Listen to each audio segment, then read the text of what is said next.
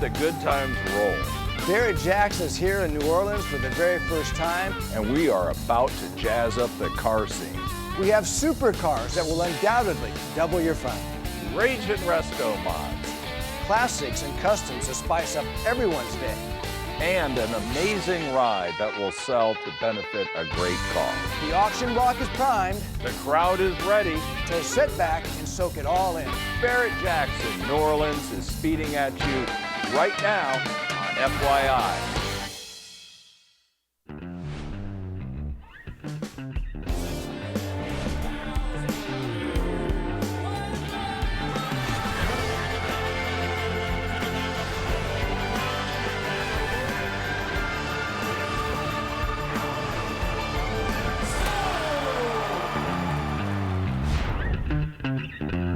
For the first time ever, Barrett-Jackson, the world's greatest collector car auction, has come to New Orleans. It's the perfect place to enjoy great cars and a great party. And of course, it got started with the gala that they hold at Barrett-Jackson every event. And of course, this one had to have a Mardi Gras theme. They held it at Mardi Gras World. And of course, if you're in New Orleans, what you have to have is great music.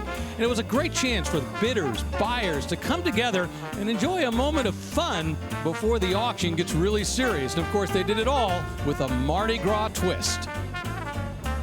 Our Barrett-Jackson year started in January with the extravaganza that is Scottsdale. From there, well, we moved on to Palm Beach like we always do. From there, it was off to Las Vegas. And for the first time ever, Barrett-Jackson has arrived here in Louisiana. We're about to have a car fest here in New Orleans. It's the perfect place to have an automotive party. I mean, this town has a history of partying that goes back hundreds of years. So what a perfect way to blend the automotive culture and partying at the same time. So for the next 2 days, as we see cars cross the block, it's going to be nothing but fun here in New Orleans. And of course, once again, we've assembled the best team possible to bring you all the details of these cars so you understand why they were important then and why they have value now. And we're going to start with Mike Joy. Thank you, Rick, and hi, everybody. I've met a lot of new friends here in the last day and a half at Barrett-Jackson in its new venue, New Orleans. And there are hundreds of brand new first-time bidders signed up, each hopeful of taking one of these dream rides home when it rolls across the block. But if only these cars could talk. Many of them have a really rich history and great details. We'll try to pull some of those out. And we'll also try to show you why one car might be worth six figures to the bidders, while another very similar appearing car might be worth less or even more. We'll dig into the details, so come along for the ride. Now, here is the host of Hoovy's Garage on YouTube, Tyler Hoover. Yes, I'm very excited to be spending more time with you all on the block here in New Orleans. Barrett-Jackson has assembled an amazing selection of cars, all selling behind me, no reserve, meaning whoever in the crowd wants the car the most, they'll be bringing it home. So let's get right to it. Lot 329 is a 1992 BMW 325i convertible. Now, this one has spent its life in a very warm climate, as we see by some of the wear on the rubber parts and the very, very dark tinted windows that wouldn't be legal in my state. Well, it is the E30 chassis, which is quite collectible. This is sort of the old school classic BMW. The 3 Series are now the 4 Series. It's a much larger car than this, but with this one, you get a simple inline 6, very easy to maintain. This one, also a manual transmission, so a nice option there. So the value proposition for these, the M3 is at the top of the food chain, with the convertible coming next, and this one has a new home. And it just sold for $5,800 here at Barrett-Jackson. Who says you have to spend a lot of money to buy a car here? A lot of times at the beginning of the auction, well, the prices aren't quite as big as they're going to be later in the day. Up on the block right now, a 2010 Mercedes-Benz GL 450. These are fantastic automobiles. My wife had a new one as a daily driver, and this one's only covered 62,000 actual miles. I believe in 2010, this was probably the largest unit body crossover style SUV you could buy that could still tow a pretty heavy load. We enjoyed it a lot. Yeah, these have full 3 rows of seating. And of course, the only SUV before this Mercedes has was the G-Wagon, which was a rugged military vehicle. Not very smooth or nice on the highway, more of an off-roader. So Mercedes certainly filled the gap here, making a full-size SUV to go after Escalades or Navigators and offer a much more refined driving experience. They are great driving cars for their size. Mercedes, Audi, and BMW all had competing SUVs, but Mercedes was the first to do it in giant economy size here with the GL. The 450 refers to the engine size. This one pretty heavily optioned in nice but well-enjoyed shape. They also offered a diesel version of these where you could get over 30 miles per gallon with a giant SUV, and the AMG version where you could get a bi-turbo V8 or the 6.2-liter V8 that you get in all the hot AMG cars. So it was a very diverse platform as well. And away that one goes, $13,500 to those folks right there. Congratulations for that 2010 Mercedes-Benz GL 450. Time to check in with the next member of our broadcast team. Here's April Rose. Hey, Rick, I'll be out in the staging lanes throughout the show. Now, this is where anyone at Barrett-Jackson can come and check out these rides right before they roll up on the block, like this beautiful 1960 Fleetwood 60 Special. I mean, take a look at this. Almost 19 feet of American glory coming down. It's got the pillarless hardtop vinyl up here. The glass pretty much wraps around. Now, in 60, they added some details. These louvers down here, and believe it or not, the fins actually got smaller. Also in 1960, added a grille. I mean, that's going to make an impression from the back. Now, she's got a rebuilt 390 Hydromatic automatic transmission, and take a peek inside. Pretty sweet two-tone red and white interior, power windows, factory air, 6-way power seating. I mean, there's so much room inside there, Rick. How many people do you think can fit across? Maybe 4 people? I don't know if I have enough friends for this. Exactly. Well, and then you throw a few more in the trunk when you used to go to the drive-in movies. So thanks a lot. Look forward to seeing that up on the block. Right now, we have a 1981 Camaro. All right, so final year of the second generation Camaro styling cycle. It had gained a urethane front bumper that was a little more aerodynamic. And this, one of the more luxurious versions, this is the Berlinetta. It got some extra trim and inside and out.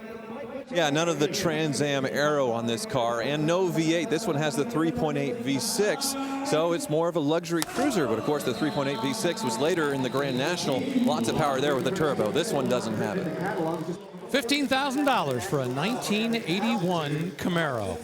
Well, we have 2 full days of auction remaining here in New Orleans, and we're going to bring you 5 hours right here on FYI all day. Get yourself some food. Get yourself some drinks, sit on the couch and enjoy it. And tomorrow we come back for 5 more hours starting at 1 p.m. Eastern Time on the History Channel. You're not going to want to miss a minute.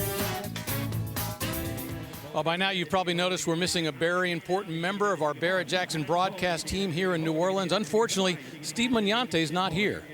Yeah, our Mr. Mopar is facing some very serious health issues, as you know, if you have been watching the Steve Magnante YouTube channel. But there is some good news. He's recently shown a positive response to recent treatments, so we're all hopeful. And Steve, we want you to know we miss you. We absolutely love you. This broadcast just really isn't the same without you. 100% of the car community is standing behind you. Yeah, I mean, for 20 years we haven't done a show without him, so we brought a little bit of Steve Magnante to the auction block here to share with you. That's right. These, of course, are his signature glasses. It's not an auction without Steve Magnante glasses at the very least. Steve, we're thinking about you. Looking forward to the day when you are back here, a member of our broadcast team. I feel smarter. Get well soon, buddy. We want to see you right back here soon. And with that, we're going to take a quick break. We will come back to the inaugural Barrett-Jackson Collector Car Auction here in New Orleans right after this. Welcome back to New Orleans. Up on the block right now, we got a 2003 Mercedes SL 500.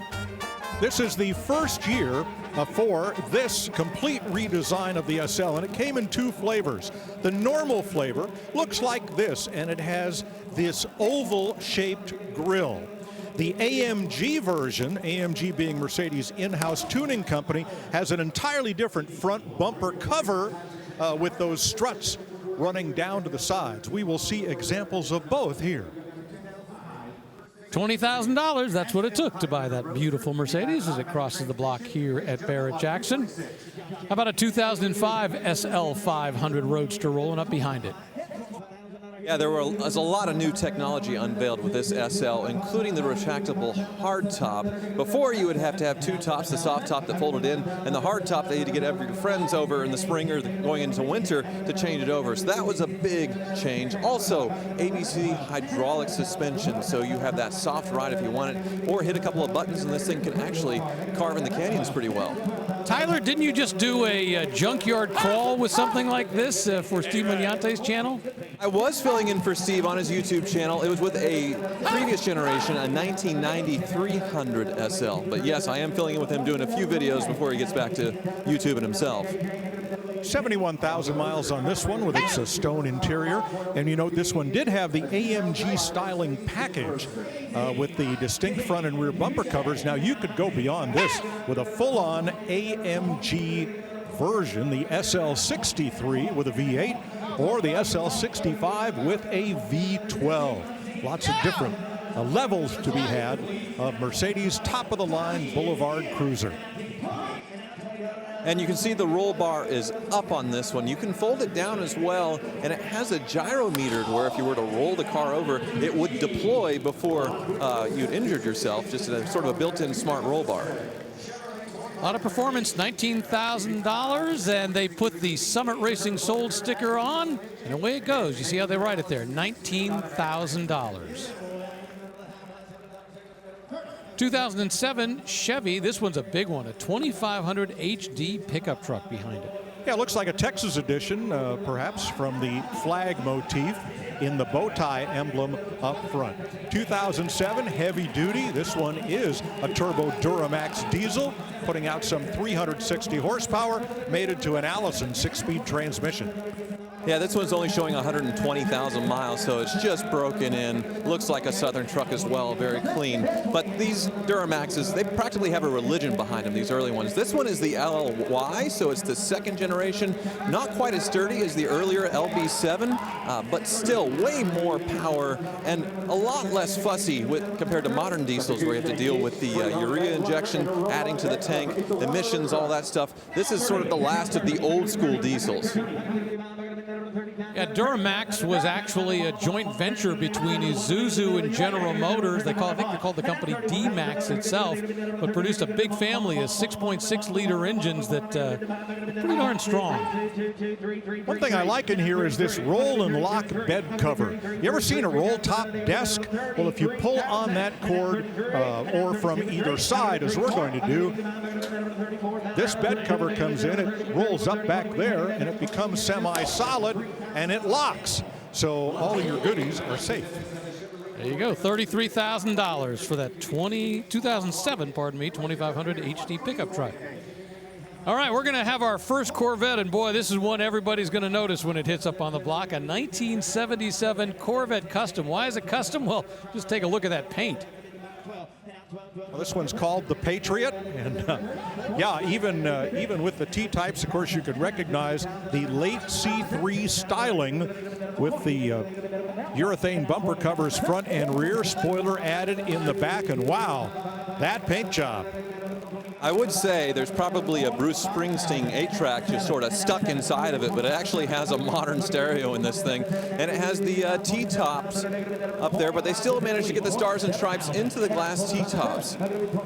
Yeah, automatic transmission, and I like the metallic red and blue that's been applied over this pearl white Boyd Coddington wheels. Otherwise, pretty stock 350 automatic Corvette underneath. Yeah, you'd be the hit of any parade taking this thing through, I would imagine. And it does really look great with the stars and stripes on it and the body kit. Yeah, I think it's a cool look. You know, not a big year for horsepower back then, but still, they sold a lot of these. I think they sold almost 50,000 Corvettes in 1977. And once again, horsepower wasn't great, but it still had great looks, and this one's just taking it to the next level. You will be the star at any political rally you choose to attend driving this. Well, someone over the internet decided they wanted that $32,000 for a 1977 Corvette nicknamed the Patriot. So Willis took the World War II Jeep and decided they needed to make it into something that was much more neighborhood friendly than that built for combat use machine, and this was the result, adding quite a bit of style and more upholstery to the traditional Jeep to create the Jeepster.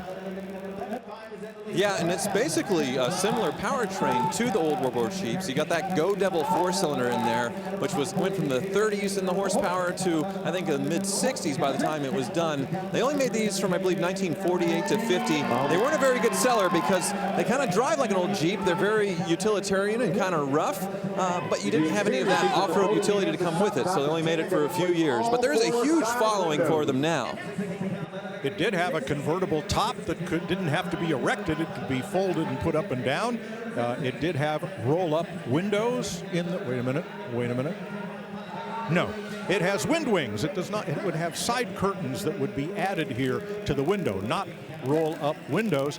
Better upholstery than it was born with, and a conversion to a 12-volt electrical system here. You know, one of the interesting things, the car was actually introduced in 1948. When they came out with the 1949 model, they actually dropped the price. They felt they'd overshot the market, needed to drop it back down. The simplicity was there. They just needed people buying them. $18,000 for a 1949 Willis Jeepster. They'll write the price on the sticker, and away it will go. Big beast rolling up behind it. This is the one that April previewed just a little while ago, a 1960 Cadillac Fleetwood 60 Special. Wow, look at all the bullets in that grille, repeated in the rear as kind of a departure from the 1959, which was the height of fins in Detroit. This one has been treated to a garnet color vinyl top and metallic paint job. That two-tone is repeated in the interior. Full fender skirts, wide whites. Wow. This one is the Fleetwood, so you get the 4-door, and the length on this thing is just absolutely unbelievable. Now, of course, 60, the fins got a little bit smaller from the 59s, a little less aggressive, but they're still absolutely huge on the back of this thing. Fleetwood emblems abound on the front fender and on the trunk lid. This is a 4-door hardtop. My mom had one in a 59, and it was a very luxurious highway and boulevard cruiser.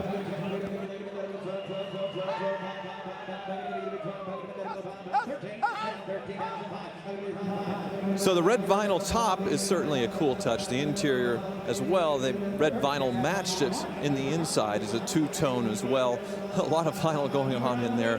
Interesting color combination. The 4-doors, as you can see, they don't bring quite as much as the 2-doors, but you get all the look, all the driving experience. I think these are great values. So notice what's missing here. We told you about all the Fleetwood badging. It doesn't say Cadillac. It merely says Fleetwood. That was the top of the line of these Cadillac 4-doors. It does wear the Cadillac crest on the hood and on the steering wheel, but it is much more muted than in prior years. This little deal here on the center of the dashboard is the Electric Eye, automatic headlamp dimming, which Cadillac pretty much pioneered. $15,500. You figure that out per pound. That's not a bad deal for that 1960 Cadillac Fleetwood 60 Special. Coming up in just a little bit, check this out. I love this. A 1961 Corvair custom ramp side pickup.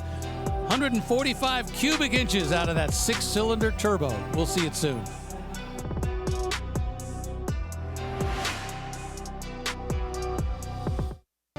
New Orleans, what a great place to come down, enjoy all the color, the flavor, and this week a great way to come down and enjoy both all that Mardi Gras fun and Barrett-Jackson at the same time. The inaugural Barrett-Jackson Collector Car Auction here in the Convention Center in New Orleans. Up on the block right now, we've got a 2004 Bentley Continental GT. Well, when these came out in 2004, being sold in the United States, about $200,000, got you the fastest 4-seat car in the world. Over 200 miles per hour this thing would go, thanks to the W12 under the hood, twin turbo. Yeah, this was a big deal when it came out in 2003 when this was introduced. I mean, this was bringing the Continental name back and bringing back performance. Up until this point, I mean, yeah, you had the Bentley Mulsanne, but this was a new generation of Bentley that really rocked the world. Yes, around the new millennium, Bentley got acquired by Volkswagen. So when they were developing this, Volkswagen, they actually made the W12 by taking Volkswagen VR6 motors and just doubling it ×2, and you've got the W12 in this car. I don't think anybody complained because the performance was just unreal. The styling as well, just gorgeous. Does not look like a 20-year-old car here on the block. Now, you buy this today, you're still going to get parked out front by the valet. And of course, that big 12-cylinder engine pumping out 560 horsepower. Not bad, $30,000 for all that style and all that performance. All right, let's check in with Mike Choi. Well, I'm with Craig Jackson and Steve Davis, who steer the ship, and they've docked it right here in New Orleans. Welcome. Well, thank you. You know, it's such a great party. See, I saw your open. You know, it is about a party. Barrett-Jackson is about enjoying cars and a lifestyle, and that's why we brought it here to the Big Easy. I've met just lots of new people and hundreds of new first-time bidders signed up. And Steve, how is it with consigners when you come into a new city? Well, it's always interesting, Mike. We have a loyal group that follows us, and then we have an event like New Orleans. We get a lot of new people. They've seen us on television for almost 30 years now. They want to be a part of this thing. And what's more exciting, coming to Barrett-Jackson, the Barrett-Jackson experience, and partying in New Orleans. So it's a combination of all those things, but the excitement, the diversity of the docket, it all begins with our consigners. And a great crowd here for early on Friday. It is. Yesterday when we did the anthem, I took a picture. There wasn't an empty seat. So people are excited that we're here in town. Stay tuned. Be some great cars coming across the block. That's it. Great quality of the docket. Just walking around and going, wow, I want that one, I want that one, I want that one. Absolutely, Mike. Signature Barrett-Jackson event. We got some great muscle cars today. We'll ramp it up another notch tomorrow. But today, people are going to start cinching the seatbelt a little tighter because we got some great stuff in the pipeline. And again, we couldn't do it without our loyal bidders and consigners, and it's going to be a great event. Encourage them to stay tuned and wait until you see what we got coming down the road. All right, let's go have some fun. Rick. All right, and fun is the word. Check this out. It's so big they can't even get it up on the auction block. It is a 2005 Ford Excursion Custom Limousine. Nickname, you saw it there on the hood, the Hulk. Yeah, the Excursion was already a massive SUV, probably the biggest SUV Ford's ever made. Somebody went even further with this one, making it a limousine, giving that semi-truck front and the dually rear. This thing's just gargantuan. All right, $28,000 for the Hulk, and it rolls away. Well, New Orleans is your last chance to play and potentially win Barrett-Jackson's Fantasy Bid game presented by Dodge. All you have to do is try to accurately predict the winning bid of select auction vehicles that will cross the block on Saturday. That's tomorrow, September 30th. All you have to do is go to promo.barrettjacksonfantasybid.com to register and play. The game has been running all year, and we've come down to this. The overall leader at the end of the auction on Saturday will drive away with the grand prize, a 2023 Dodge Charger. That's it right there.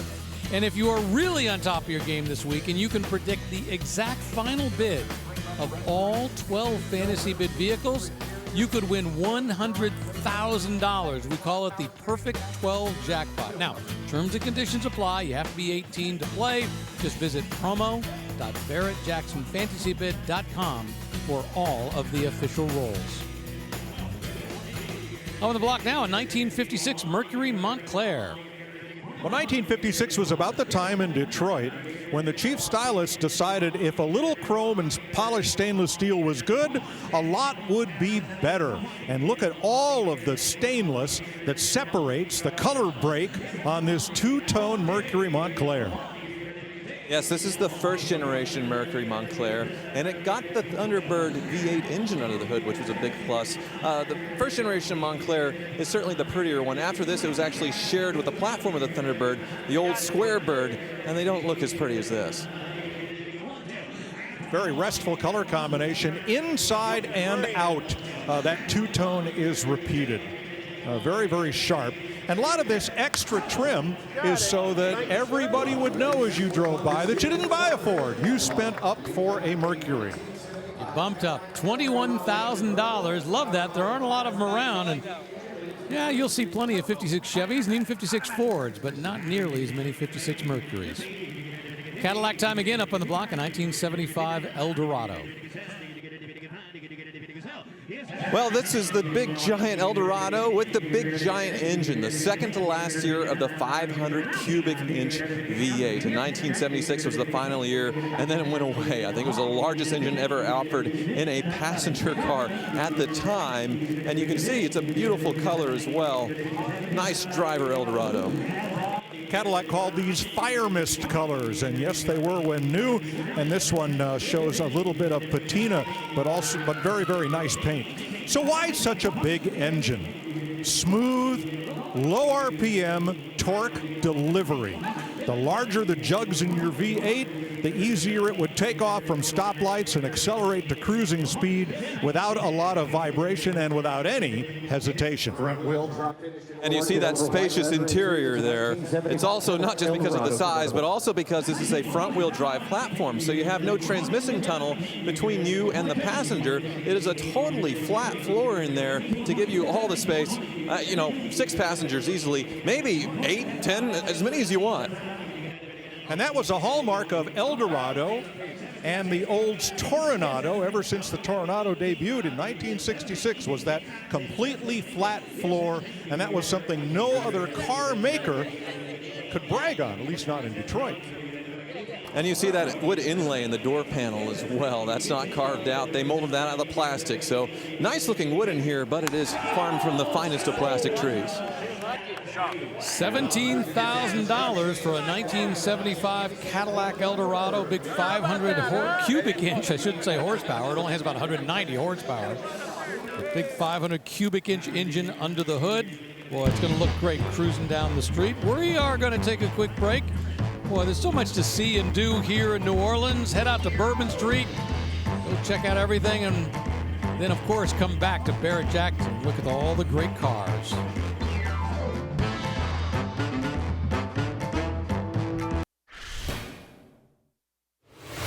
Up until the year 2000, nobody really had an answer to the Mazda Miata, the perfect Japanese sports car, but Honda certainly offered an amazing rival, one of my favorites. This one here is the first year of S2000, called the AP1. They revved a little bit higher to almost 9,000 RPM, but this one has been radically customized. It has the wide body kit, it's been lowered. It's a lot of that Fast and Furious look that you would see back in the day. Now, they are definitely modern classics, big collectibles. So when you see one as clean as this 2004, this is the AP2, so it's a little bit lower revving, but much more refined. And this one, well, it looks brand new in the wrapper. Suzuka blue metallic, blue interior, and this one only showing 26,000 miles. I think you'll be surprised. These were affordable at one point, but now they are becoming hot collectibles.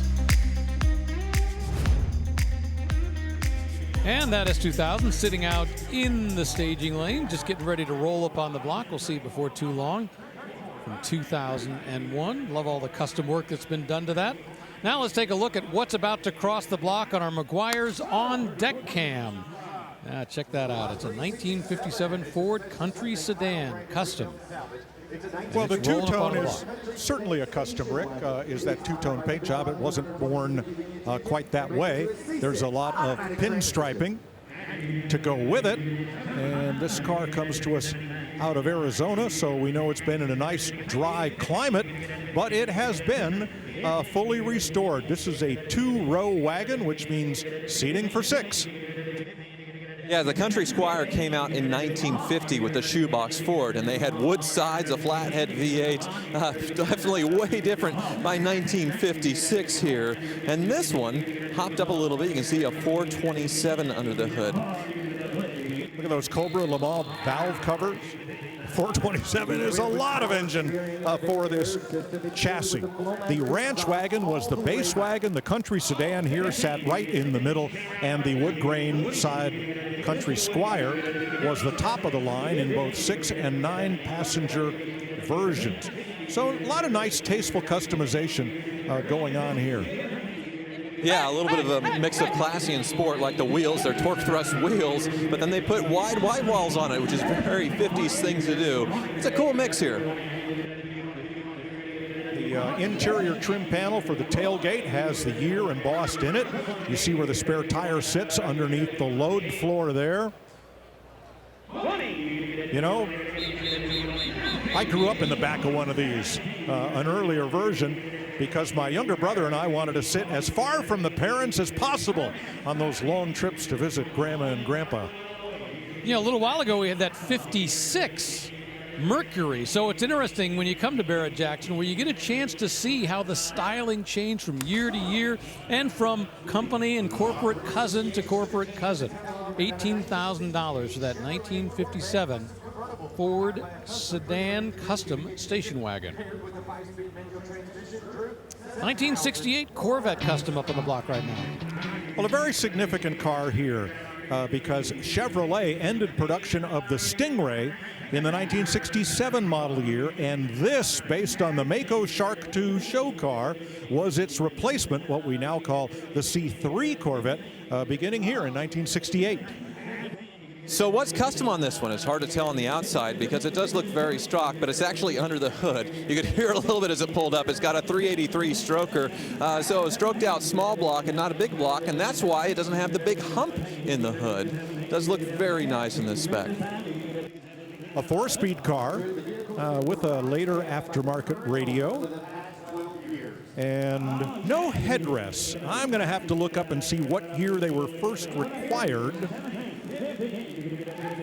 And I'm not exactly sure. I know in '67 they were an option. Perhaps they were still optional by the time this was built for 1968. Rally wheels, red striped tires, and chrome bumpers for these early C3s. This is the bargain area of the Corvette market right here. Yeah, most certainly, and it still offers all the fun of the previous generation Corvette that bring the big bucks. And a lot of the features, you can see there in the trunk, they have the center-mounted fuel tank, sort of like it's a race car, filled up from either side, which is also handy at the gas pump. And they put the Corvette emblem on it as well, right here. Tell you what, $20,000 for a 1968 Classic. It's resale red, Corvette red. You're going to get to do the Corvette wave. Boy, it's pretty much the perfect way to have a lot of fun for the price. There you go. Well, we just wanted to share some programming notes with you. Rod Drive now has a new name. We're calling it Torque. All the same great programming, same great people, and same great content. Tune into the History Channel on weekend mornings and also on Sundays on FYI for Torque. 2005 Lotus Elise is up on the block right now. Lotus Elise was first offered in the United States in this year in 2005. Before, it was just a British sports car with a Rover engine that wasn't loved very much. The smartest thing they ever did was put a Toyota-based four-cylinder in this thing, which it sure doesn't drive like a Toyota Corolla or whatever engine it's based on. It just brings the reliability in an amazing-looking and amazing handling sports car. Ever since Lotus's first production car, the Elite, in the mid-1950s, Lotus model names have started with E.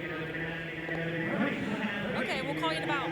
Yes, there was the Exige after this with more power, a supercharger. This one is how it came in the beginning, and it has a lot of the great options, including the hardtop. This one, with the hardtop, it looks great, but it is a little harder to get into. You sort of have to go in head first and crawl in, at least a tall guy like me. You sit basically on the floor or on the ground in that manual transmission.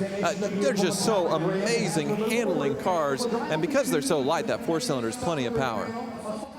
This one's been treated to a Lotus Stage 2 exhaust. Staggered wheels, front and rear. I believe these are 16s and 17s. And less than 20,000 actual miles. And of course, Tesla fans will recognize that this was the foundation for the first Tesla Roadster. Right now, it's our top seller of the day, $39,000, the current bid. Well, that puts a wrap on our first hour of coverage today here in New Orleans, but our engines, they're just getting warmed up. 4 more hours of live auction action are headed your way on FYI.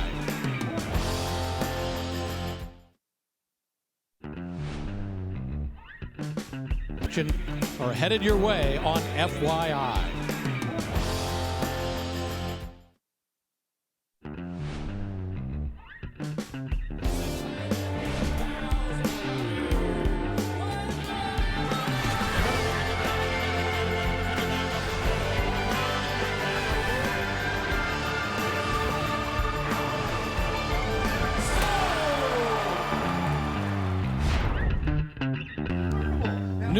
Orleans. What a great place to visit any time of year. And I tell you what, you come here at the end of September this year, you're going to get not only the Big Easy, but you're also going to get Barrett-Jackson. Our inaugural auction here in New Orleans, inside the Convention Center and up on the block right now. We've got a 2001 Honda S2000 Custom. Yeah, I did a side-by-side earlier on this car to show the differences, and it's really easy to see on the block. This one has a wide body kit on it. It's been lowered. It is very, very radical looking, but another amazing handling sports car here. These had the 2-liter VTEC, which when the VTEC kicks in, it's basically variable valve timing, but it feels like a turbo kicks in, and then it revs all the way to 9,000 RPM. So high revving like a Formula One car, and if you look at that instrument cluster inside, it looks like a Formula One car instrument cluster.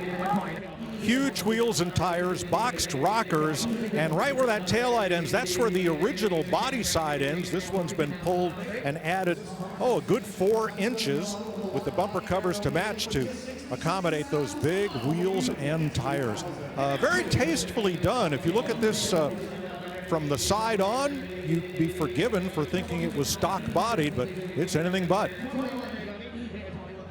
And this is a pure-blooded sports car. They never offered these with an automatic. Every single one of them had the manual transmission. And, well, they have a huge following now. There was a point where these were used cars, but now they are pretty hot collectibles and not something Honda has made since these went out of market in 2008 or 9, I believe it was.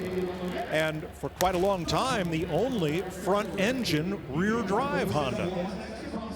$20,000 for that custom 2001 Honda S2000. Well, a little earlier we saw a Dodge Shelby. Now it's time for a Ford Shelby, something we're more used to, about a GT500 from 2008. Well, Carroll Shelby started building cars with Ford with the Cobra and then the Shelby GT350 Mustang in 1965. When that partnership ended, he had alliances with Dodge and then with Oldsmobile. And then Ford said, wait a minute, this is such a great part of our history. We need to bring Carroll Shelby back into the fold, and cars like this were the result. Yes, this was such a big deal when Shelby came back to Ford, I believe for the 2007 model year. The Mustang was already a retro throwback in its redesign, so it lent itself perfectly to the GT500 treatment, but they got amazing engines as well. 500 horsepower V8, which totally blew everybody's mind, especially for the price point. These were pretty reasonable to buy cars for the horsepower. So why is this car only bid to $23,000? Well, one reason might be that each succeeding version of this car got faster and faster and more capable on the road.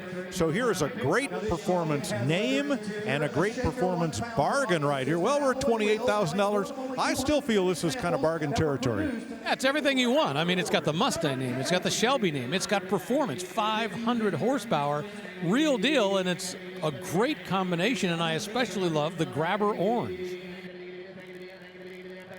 Yeah, the current Shelby GT500 is 760 horsepower, which is absolutely unreal. Has a dual clutch transmission. We'll see what Shelby does after that, because we have the new generation Mustang, but I don't believe we've seen any Shelbys yet. We did sell the VIN 1 of the first GT Mustang earlier this year. We'll see what Shelby does with it.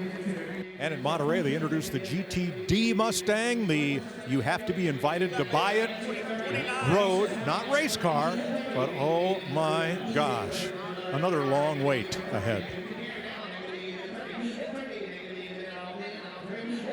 But I had just finished high school when this car had come out, and I thought it was the coolest thing ever. It had the Mach 1 come back, the Shelby, so many other great names. It was very fun to be a car guy during this period. Basically, the performance came back. Now, you're right, but now Ford has a new high-performance Mustang, and it's called the Dark Horse. And it's aimed at younger buyers who don't have the long memories that we do of the Mach 1 and the Boss 302 and all those famous Mustangs of days gone past. Well, congratulations to that gentleman. He calmly walks away, and the Summit Racing sold sticker goes on, and away it goes for, I think, $29,000. This is a truck that we previewed for you just a little while ago. Is it a truck, depot hack? What's the best way to term this? Either way you look at it, it's a Model T from 1922. Now, I want you to note particularly the angle of the front wheels. Note that they are canted out at the top and in at the bottom. That is called positive camber. And the reason you do that on a Model T is because most of America's roads then were unpaved. So like a tractor, you want this thing to track right on the dirt roads and the ruts, and that's why you camber it that way. Not good for handling, but back then, good for the road. And this one has a custom woody body on it. I was hoping to help myself to a snack up here, but it's all plastic fruit that won't age. Really cool display to take to the farmer's market, but someone could have come from the farm to sell their wares with this car. Something you would have seen in period, although I would like an apple right now.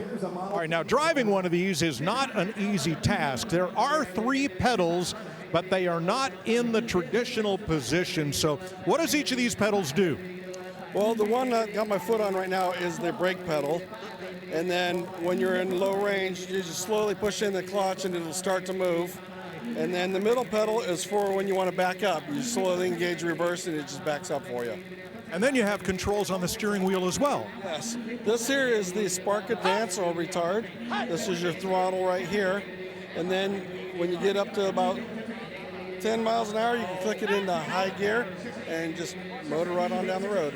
So this handbrake looking thing is the gear shift? That is a high gear, yes. How long did it take you to learn to drive this? A little while. Well done, thank you. Yeah, there's no worry of a millennial being able to steal this thing, that's for sure. Yeah, we don't appreciate the fact that, you know, for a long time there weren't a standard of pedals. I think Cadillac may have started it fairly early on, and then eventually everybody started to catch up to it, but it wasn't like in the early days that everybody had a consistency to it. You had to figure out how to drive each car. Well, what a good deal on this one. $16,500 for that 1922 Model T Depot hack. Barrett-Jackson.com, the place to go to for all the information about the cars that are crossing the block here in New Orleans. The full docket, as it's called, that's the list of cars. If you want to research what will be crossing today or tomorrow, that's the place to go. Barrett-Jackson.com. 1972 Mach 1. So this is the second generation Mach 1, 1971 to 73. 351 Cleveland V8 4-speed manual transmission, and the color is lime green. There is a Marty report here on the window. Marty AutoWorks will decode your Ford data plate and give you the production figures and tell you just how your car was born. And this one was shipped brand new to Bruton Smith's Town and Country Ford on East Independence Boulevard in Charlotte, North Carolina. There's the Marty report and all of the details, and that establishes the provenance for this car. Now you know exactly how it was built.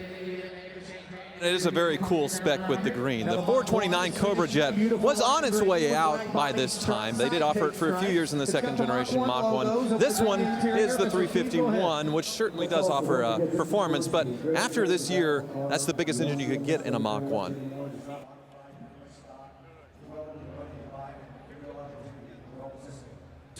That is Steve Davis, Barrett-Jackson president and Mustang specialist. I see evidence of some previous bodywork down here in the lower rear quarter that may be a little bit of rust repair. You know, I love the 69-70 Mach 1s. This flatback styling for 1971 just didn't grab me. And at this point, you have to realize Ford had already checked out and moved on internally to the Mustang II.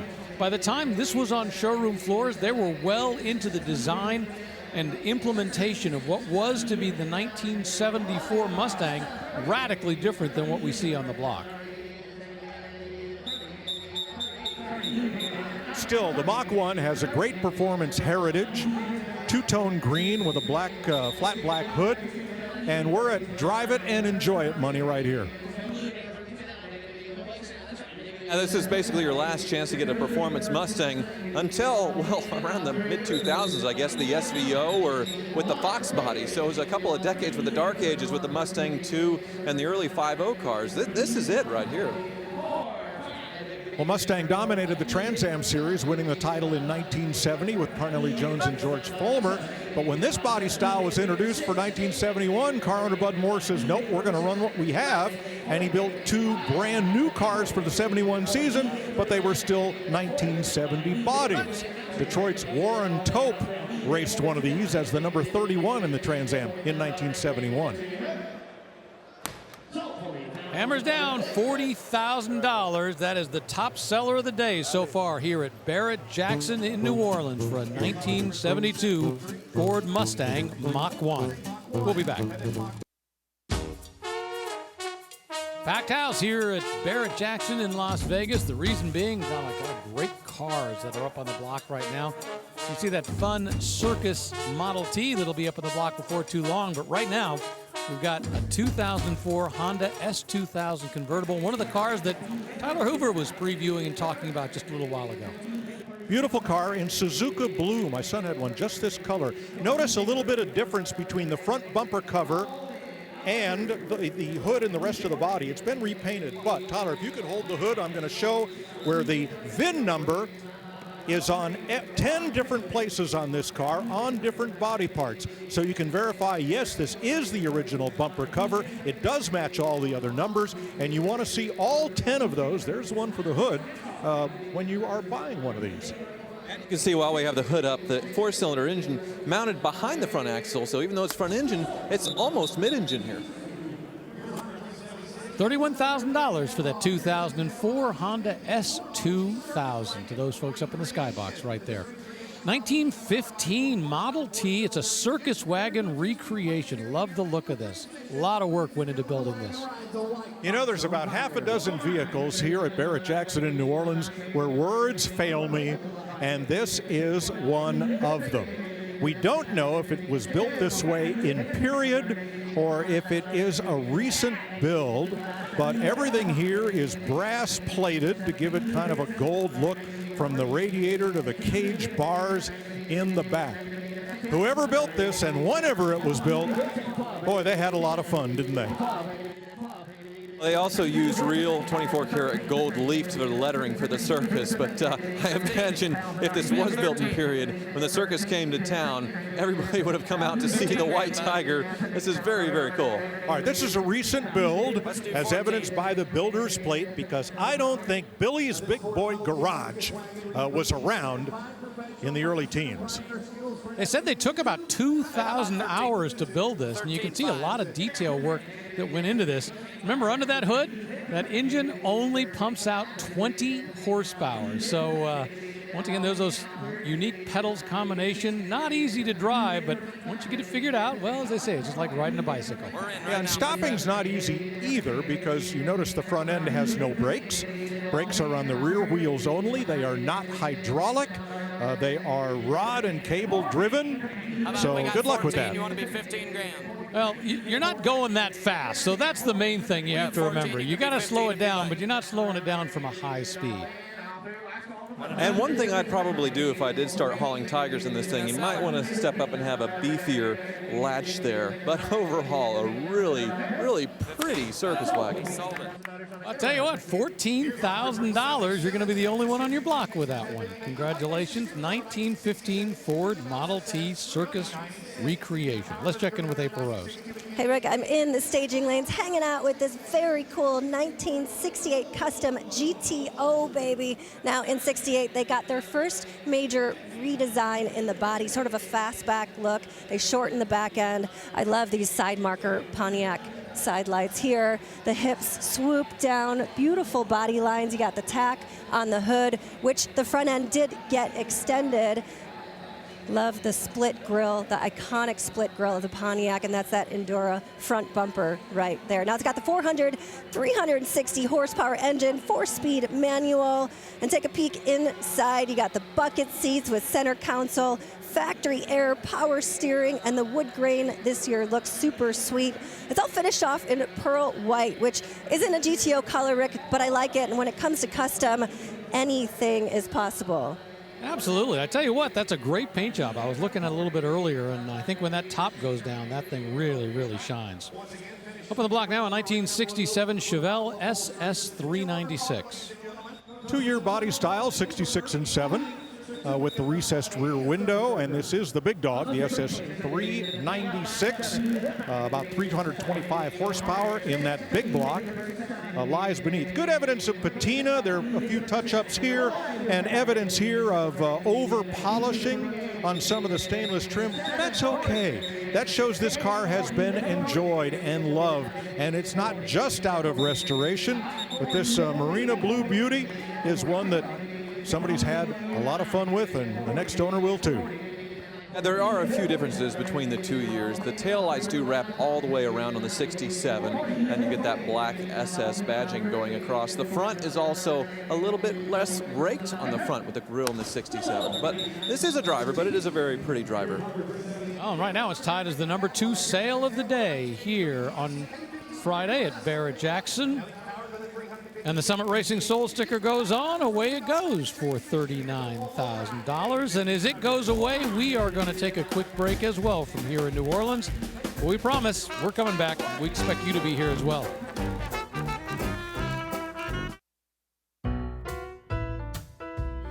No shortage of great places to see and, of course, great things to eat here at Barrett-Jackson. If you want Creole, if you want good food, this is the place in New Orleans. And of course, the fact that Barrett-Jackson is here, it's the perfect combination. Food, fun, and automobiles. 2009 Pontiac Solstice GXP up on the block. Well, the big number here is 12. That's how many miles this car has on it. I mean, it's a one-owner car. It was taken from the dealership and put away. These were built in roadster and coupe versions. The GXPs were pretty sporty, had good speed and horsepower. Its corporate cousin was the Saturn Sky. But how could you buy this and never drive it? Well, I suppose because you thought it may be an instant classic, because this was GM's ditch effort for Pontiac to build something performance that people would want to buy. And of course, there's the bankruptcy, and GM decided to not make Pontiacs anymore, and eventually Saturn. So this really was it. So somebody thought to put this away, preserve it. The coupe is certainly very cool. These were autocross darlings with the manual transmission. This one is an automatic. The rear hatch with that integral spoiler reminds me of a BMW Z4. Of course, the performance is going to be very, very different. These cars had quite a following around Pontiac, Michigan, where plant workers could buy them at substantial discount. Many did. Every time I go to a cruise night in Ann Arbor, there's always half a dozen or so of these there.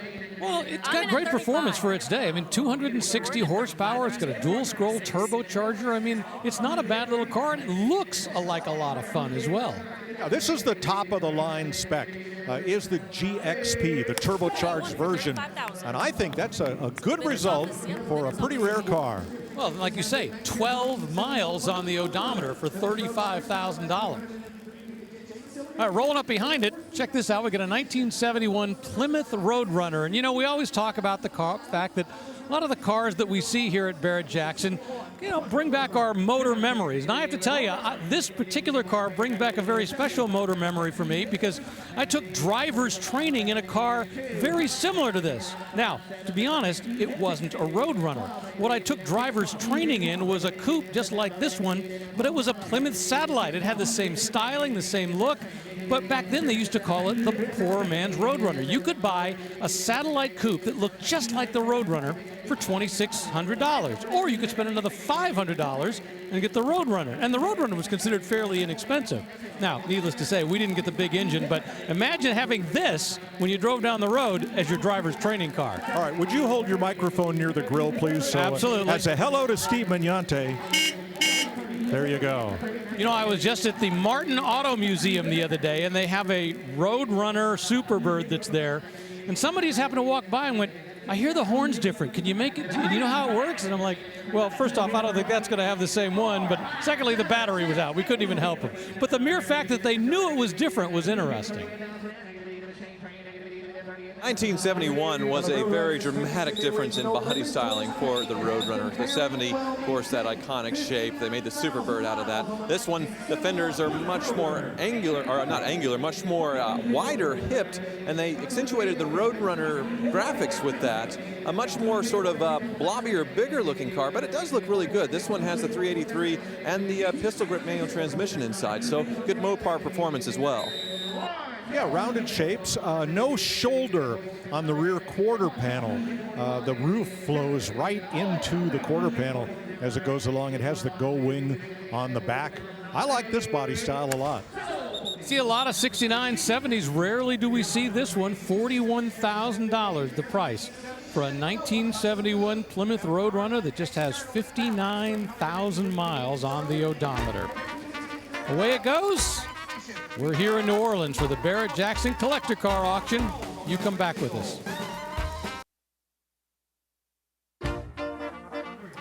Back here in New Orleans, 1987 GMC Sierra 1500 custom pickup truck up on the block. And a lot of the typical work that was done with these back in the day. It's got a C-section frame. It's got at least a 4/6 drop on it, 4 in the front, 6 in the back.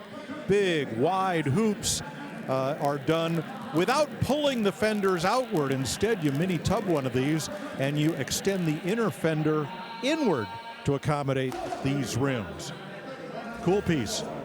Upgraded cam, upgraded headers, more performance, more looks, and those folks right there are going to get to take it away from 1987, that GMC Sierra 1500. Well, another custom rolling up behind it from 1982. This is a C10 custom pickup.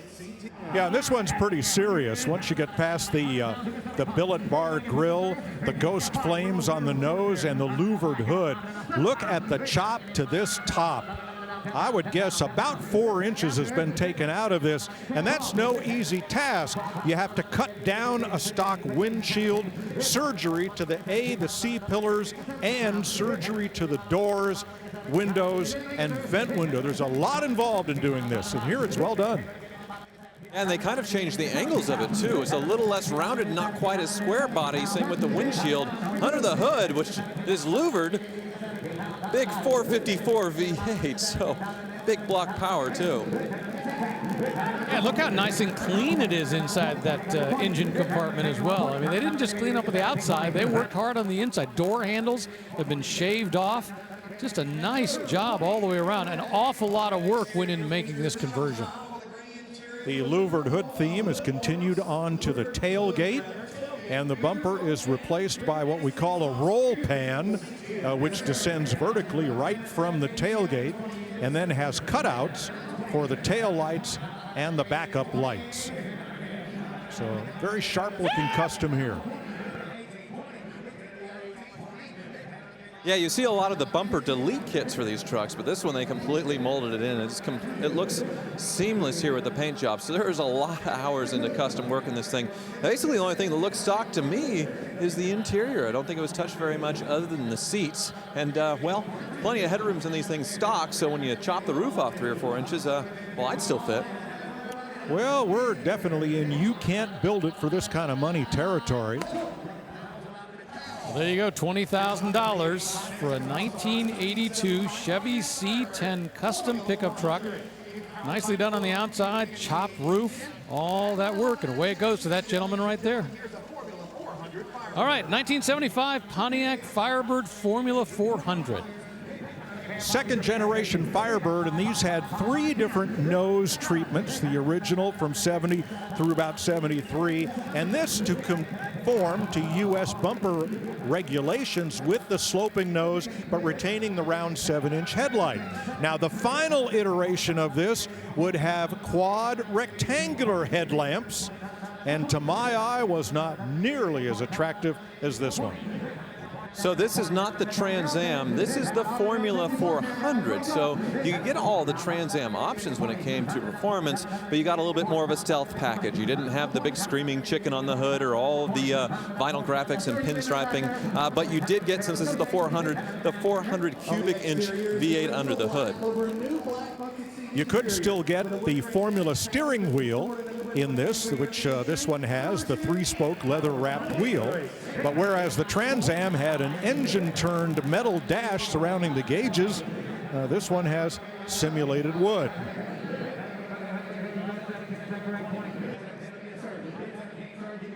Well, and let's think about what was going on in the pony car world at that moment, right? Ford the year before had gone to the Mustang II, radically changed. So if you wanted something that was cool on the road, this was the car or the Camaro that you were going to go for.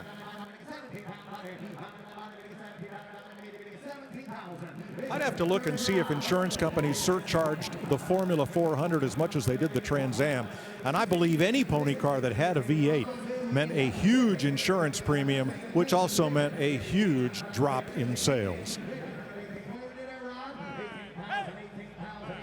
Well, of course, then the Firebird had a huge comeback with the Smokey and the Bandit film in 1977, where everybody wanted the Trans Am, and I think that was the second highest grossing film behind Star Wars in 77. So a little bit of a slump in sales of the Trans Am here in 1975, but a big comeback thanks to Burt Reynolds. You know, Hal Needham was the producer-director of many of those movies, including Smokey and the Bandit 1 and 2. Needham also owned a NASCAR team, so we got to hang out some. And he'd say, yeah, he says, critics don't like my films at all, but my banker really does. All that really matters, do the fans go? $18,000 the price for a 1975 Pontiac Firebird Formula 400. Let's check in with April Rose. Feast your eyes on this 1947 Bentley Mark VI. I love the flying bee with the wings on the back. Massive traditional Bentley front grille. Now this is actually a fog lamp, which was an option right in the center there. Beautiful Art Deco detailing on top of the lights. Big sculpted fenders, the grand piano hood. Really neat, these doors kind of open in that suicide fashion from the front. And the turn signals pop out of the B-pillar, which is really cool styling. Now, in 1947, this was the year Bentley started making cars again after the war, where they focus on airplanes, making the engines for Spitfires and bombers. And old cars like these, they always have great stories, and the original owner was actually a French countess assigned to South Africa who owned it for 40 years and said the one thing that annoyed her the most was that the shifter would actually get caught up in her dress because there it is, located just inside the door. And take a look at luxury. Wall-to-wall burled wood. I mean, that just looks like high-end furniture, massive sunroof. Rick, women had it tricky wearing heels and these big lavish outfits and hoop skirts back in the day, driving old cars. You got to give us some credit. Well, and probably back in the 70s, her bell-bottom pants were getting caught on them as well. So, yeah, that's a really cool Bentley. Well, another one of the cars that you previewed, April, is up on the block now, a 1968 Pontiac GTO Custom. Yeah, a good bit of freelancing done here with added emblems and pearl white paint. And away that one goes for $38,000. Love the paint job on that beautiful pearl. That gentleman right there showing his number, and off it goes. Coming up before too long, we're going to see a 1974 Toyota Land Cruiser. This is an FJ40, but this one is custom. It's got a 3.9-liter inline 6-cylinder engine, 3-speed transmission, but jacked up all the way around.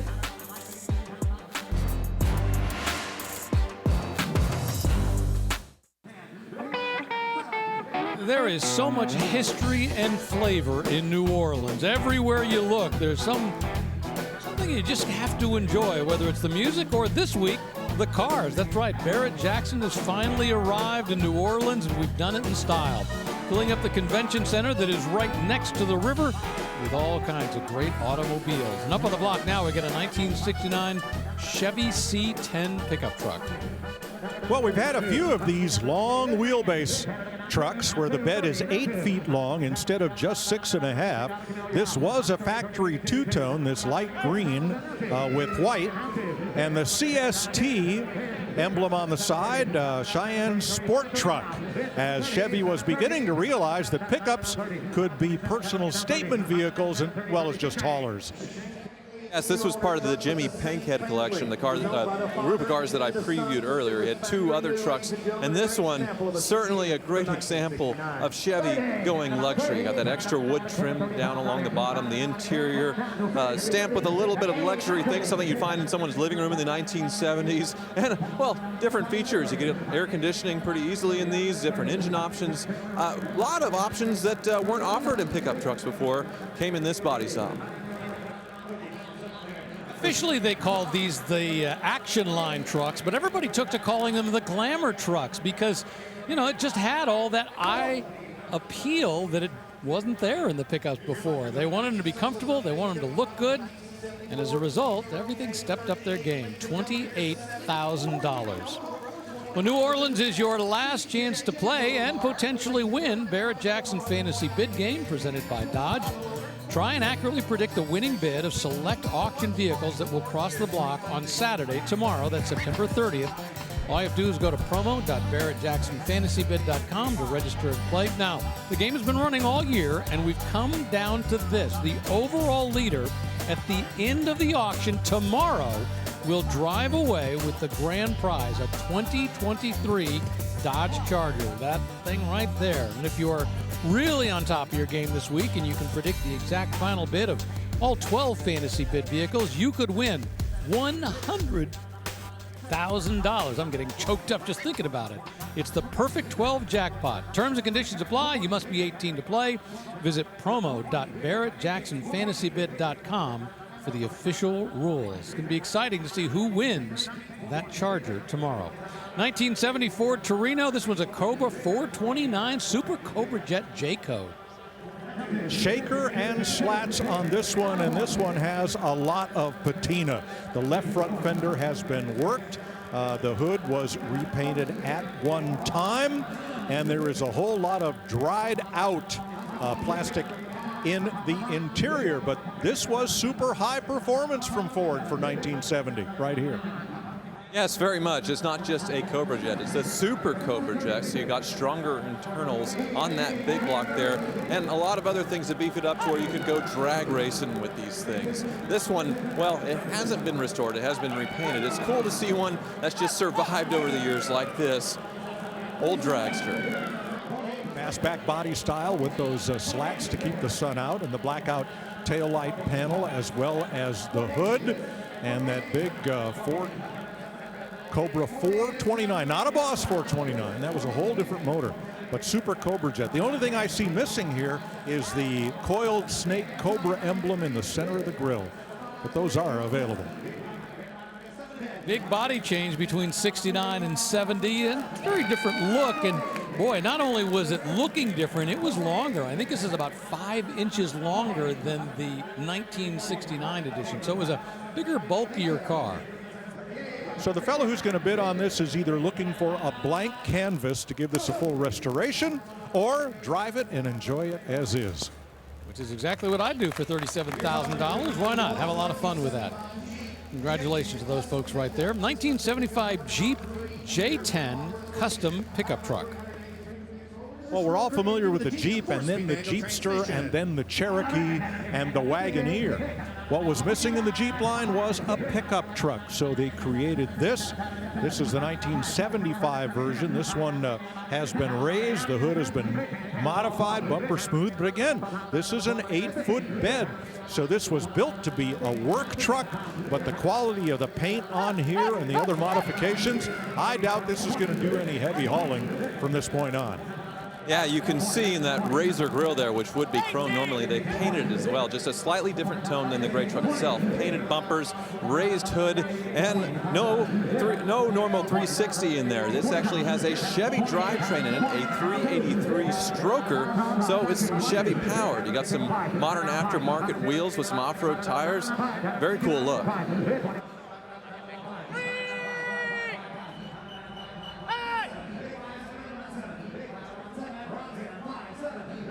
You can see the hood is raised quite a bit.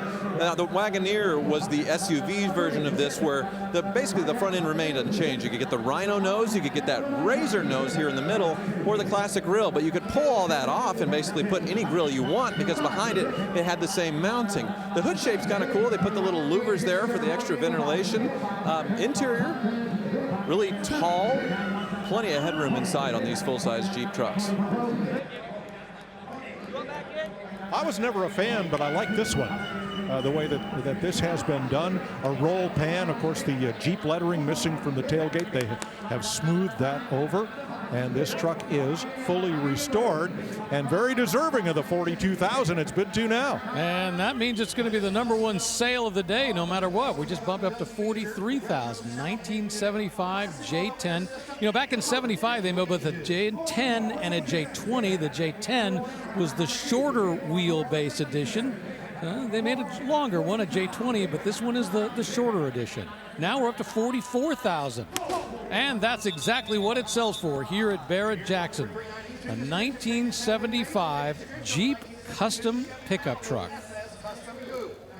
Well, you know, one of the advantages of being the guy who runs Barrett-Jackson as the CEO is you get to not just preview the cars, sometimes you have to get to take them out for a drive.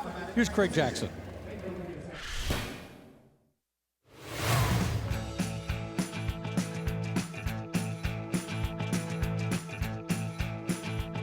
Well, I've driven my GT, my 05, quite a bit, so I have a good baseline to see how this 1,000 horsepower at the crank, 850 horsepower at the rear wheel Ford GT performs. That's only to $6 grand. Definitely has some power. With twin turbos on it, you don't hear the whine of the supercharger as much. It's very quiet, very linear on power, but about time you hit 4,000 RPM, you hear those turbos spool up. It is a whole nother world, and then you hear those wastegates shut off. All right, stab it. Whoa, this is another level. This is fun. And that's going to be one of the important cars that will be crossing the block tomorrow for Super Saturday here at Barrett-Jackson. Big money up on the block right now for a beautiful 1972 Malibu SS Custom. Well, with big block power, 396, big hoops, wheels and tires bigger than it was born with, and we just blasted past the top sale here, right here at $43,000. Now, what's different about this one is this was a Canadian build. Comes out of GM of Canada. Chevrolet destroyed all their production records in a corporate purge, but GM of Canada kept theirs, so you can develop the provenance and see exactly how this car was born, and that adds to value. Well, $43,000 for all that beautiful custom work, that 396 cubic inch big block engine. 1988 Chevrolet Blazer up on the block. Well, if you think this looks a lot like the 70 that was up there earlier, you can be forgiven for that, because they are very similar. This truck had a long, long run before it was replaced. Factory two-tone stacked rectangular headlamps are really the only clue to the year on these. Sharp presentation. Yes, from the 70s to the 1990s, they kept this body style going, but only for the first 2 years, because you do a full convertible, obviously not very safe. So this one, it has a sort of half top. Of course, they're covered in the front seats. The rear you could remove and have a bit of a convertible here. A lot of other refinements as it went through the years, including fuel injection. I believe this one has an aftermarket fuel injection system on it, but it was introduced around this time in the late 80s. Again, during the period where these trucks became personal expression vehicles, this one has Silverado trim, as called out there on the rear quarter panel, with a big badge just in front of the taillight that says Silverado, which is now the name of Chevrolet's entire full-size pickup line. Back then, it was a top-of-the-line trim package. If you look at the front axle, you can see when you want to engage the four-wheel drive, you have to get out and turn the knob to turn on the four-wheel drive. In the late 80s, they had actually come up with an automatic hub set to put it in four-wheel drive, but as they age, they get really finicky. It wasn't the most reliable thing, so most people would option it out or switch it out, which wasn't too hard to do, and all you had to do is get out and lock your hubs. Much more reliable before they figured it out in the next generation. I'm a big fan of these original GM factory two-tones from the 50s on up through the 80s and beyond. This looks so sharp. And it is tied as the #2 sale of the day at $43,000 for a 1988 Chevrolet Blazer, big 5.7-liter 8-cylinder motor with some great modifications like modern ignition as well inside that beautiful Blazer. We're going to take a quick break from the Barrett-Jackson Collector Car Auction. We will be back.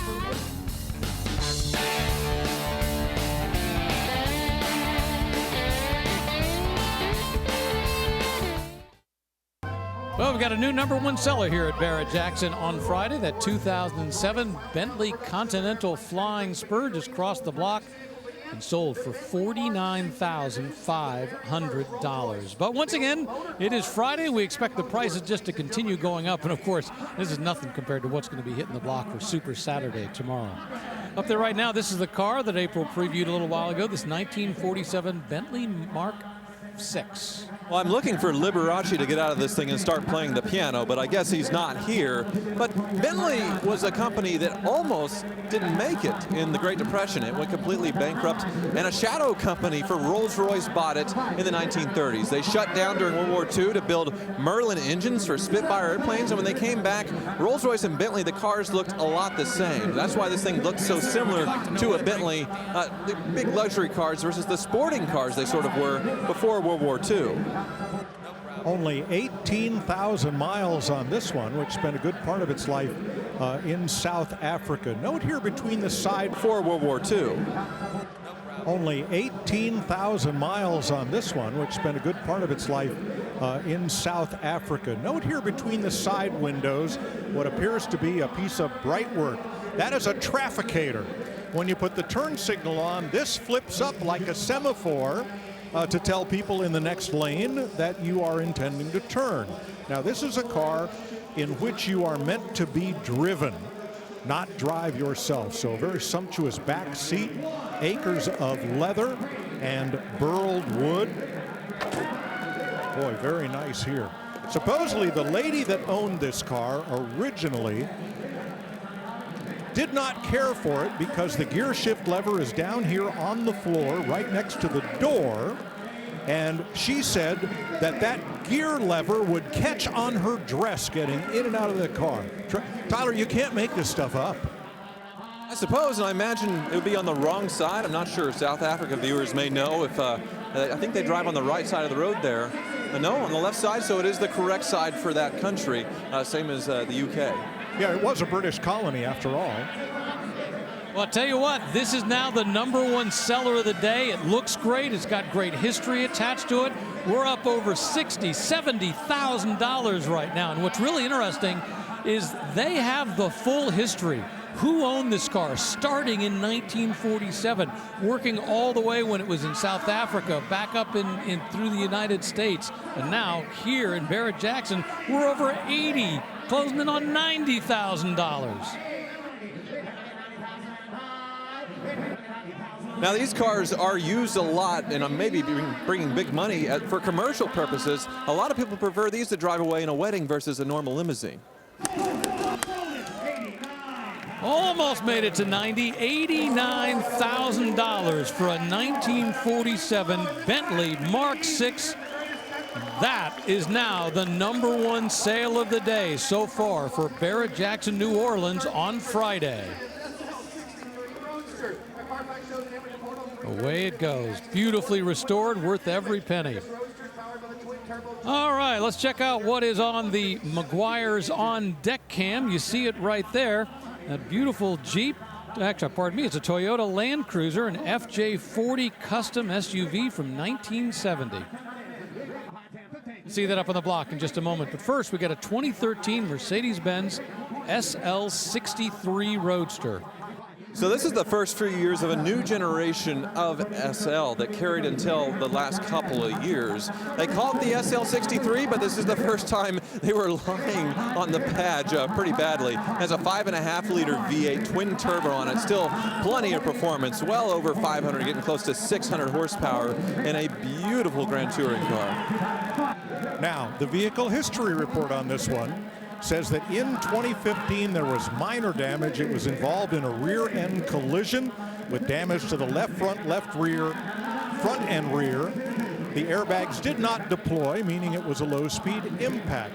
If I were bringing this car to sale, I'd want to see it in its post-accident pre-repair condition to verify that that was minor damage. I can say this car has been repaired to a very high standard. You could walk around it twice and never know that it had been in an incident.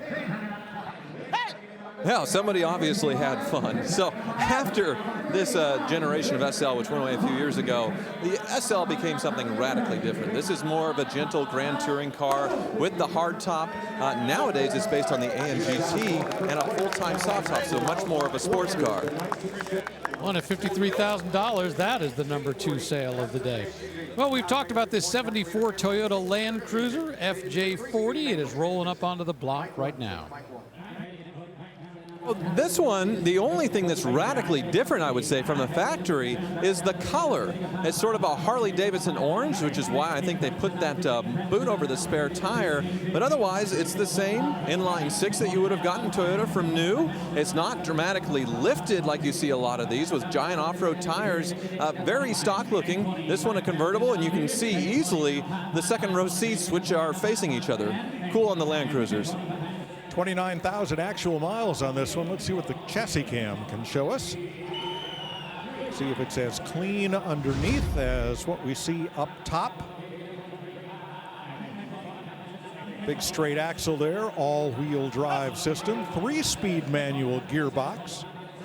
Prop shaft to the back, everything finished nicely, some of it gloss black, some of it in flat black. Why do they paint all these components? The answer is simple: rust and corrosion protection. It's not for appearance's sake, it's just to keep it from self-destructing prematurely. So this Land Cruiser is what cemented Toyota's invincibility reputation, and that's just because they are so ruggedly simple in addition to being well built. And if you look at the inside, well, it's very easy to get to anything. They didn't try and cover up, say, like the windshield wiper motor or much of like the window crank or anything like that. It's all very raw and exposed inside, very basic when it comes to being an off-roader, and not a lot of creature comforts. Of course, the modern Land Cruiser is now very much luxury as it is off-road, both parts. Two-piece tailgate, which swings out, hinged here in the middle, and these seats will fold up for more luggage room. They're definitely occasional seats. No seat belts fitted in this one. The word custom is applied by Barrett-Jackson to any car that has been modified. $28,000 for that 74 Toyota Land Cruiser FJ40 Custom. Let's check in with April Rose, who is standing by with a special guest. I am. When you come to Barrett-Jackson, you never know who you're going to run into. I have Steve Pesmani here. You have your new show, Fully Torqued. You're in season 3 right now. But first, I want to ask you, this is our initial Barrett-Jackson auction here in New Orleans. How is it? How are you feeling? Did you party last night? Never been to New Orleans before. What an amazing city. Truly the city that doesn't sleep. Everything out here is so cool. The car culture, the people, and just being here at Barrett-Jackson, a lot of very, very cool cars to see. Definitely. Now, being a car builder, do you kind of look around and say, oh, I want to fix that, customize this, do this differently? Is that going through your head? You know what? I'm actually seeing a lot of cars that I'd leave alone. A lot of people out here have very unique taste in cars, and it looks fantastic. Now, there are a few cars I'm looking at them going, I could throw more power at this one. This one could use a new paint job. But all in all, there's an amazing selection here today. Now you have an incredible show. You're in season 3, Fully Torqued. You got 2 new episodes coming out tomorrow on History starting at 11 and 11:30. Tell me about this show and this season. How is it better this season? You know, so we just started premiering last week, 2 episodes. This season, we just went even crazier. Expanded, bigger warehouse, more cars, crazier builds, way more horsepower, and of course, what everyone wants to see, more burnouts. But, you know, we have 2 episodes premiering tomorrow. One of them you're actually on at 11:30. Yes, I am, with the abomination of what you did to the Grand National. You LS swapped it, but I love this episode. You have to watch how it ended because you're going to be surprised. Perhaps I fell in love with it. You know what? At least I teed you up, and I don't want to tell everyone, they'll have to see, but there might be a barn find GNX in that episode. And there might be you smiling like that after you're putting your foot into the gas pedal on my LS3 Grand National. So I think it's a good one to watch. Right. Any show that has a barn find GNX is going to be an amazing show. So make sure you watch that. 2 new episodes again tomorrow on History, 11, and I'll be on with Steve at 11:30. DeBrule? Thanks a lot, April. That's right. Don't forget, tomorrow on the History Channel, fully torqued, as she was saying, 11 a.m. Eastern Time. You get back-to-back episodes. And, of course, April Rose makes an appearance, so you don't want to miss that.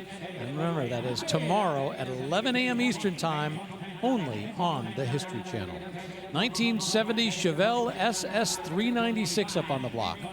Yeah, this one presents as an authentic SS, the cowl induction hood. Well, that was optional with the hood pins here. And the rally type wheels, a very dark Fathom green with a black vinyl top and Fathom green interior, and a floor shifted automatic. Yes, the LS6 454 is the big dog Chevelle, one of the fastest muscle cars of all time. But the 396, it certainly has all the presentation of that very rare muscle car. And this one being optional with the cowl induction, very cool. The engine vacuum will pull that up to give you more air breathing into the engine. Very mechanical, nothing electronic controlling that. Now, we don't know, again, talk about production records, we don't know if this car was born with that cowl induction hood. That is not disclosed by the consignor, but bucket seats, console, so very, very nicely equipped car. 396, 350 horsepower, and yep, they say special domed hood with cowl induction, but no representation if it's original. I'll tell you what, $58,000 makes it the #2 sale of the day here so far on Friday at Barrett-Jackson. Pulling up on the block from 1956, one of the cars, or trucks in this case, from the Jimmy Bankhead collection. It's a 1956 Cameo Custom. Well, the Cameo was Chevrolet's attempt at putting a whole lot of style into their pickup trucks. No longer just utilitarian vehicles. The one-piece front bumper, the chrome grille, but the real work is here toward the back, along the quarter panel, behind the cab. That's where the Cameo got these over fenders to give it a fleet side look, something that was very new for pickups, which were used to having the wheels and fenders outside of that square box and in plain sight. So some Corvette-style rear bumper, style wins. Hey, think about it. They made less than 1,500 of these in 1956. And somebody has said, well, okay, I like it, but I want to take it to the next level and customize. So, you know, they've taken a pretty nice truck and made it even more special. Yes, the largest engine you could get in the half-ton Chevys was the 265 cubic inch. So you couldn't get the 327 like the Corvette, even though it got some Corvette fiberglass from the factory to the rear. Visually, it's not that different, but under the hood, that 327, it's a nice touch to give sort of a Corvette-inspired pickup truck. Give it the Corvette engine. $43,000 for that custom 1956 Cameo pickup truck. I'll write the price on the sticker so when you're walking around you can see exactly what everything's sold for here at Barrett-Jackson. That's the Skybox. That's where all the folks get to sit up there and kind of watch things from a distance, get a little bit of food. But if you want to be right in the thick of the action, well, you want to be down there on the floor. Everybody's bidding from there. Now, once again, you can bid from just about any place. They've got bidder assistants who will find you, whether you're on the edge or right there up next to the stage. And up on the block now, a 1996 Chevy Impala SS.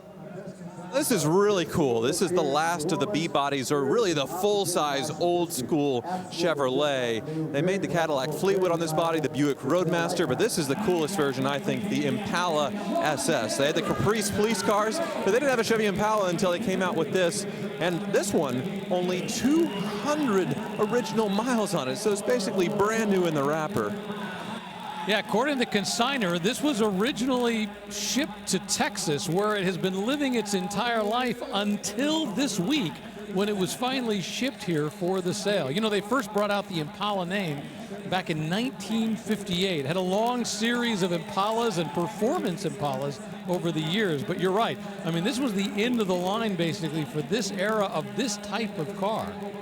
And in 1994, they sort of lost the engine they normally put in these. The 5-liter V8 was aged out, so they had to throw something in there, and it ended up being the LT1, the 5.7-liter V8. Now, this is the Ironhead one, so it's not quite the same as the Corvette, but still a lot of performance. So if you find one of these Impala SS's in the 90s, this thing was pretty powerful. They did the same thing for the Cadillac Fleetwoods and the Buick Roadmaster Estate wagons. That's my favorite version, a big, giant, woody wagon with a Corvette-based engine.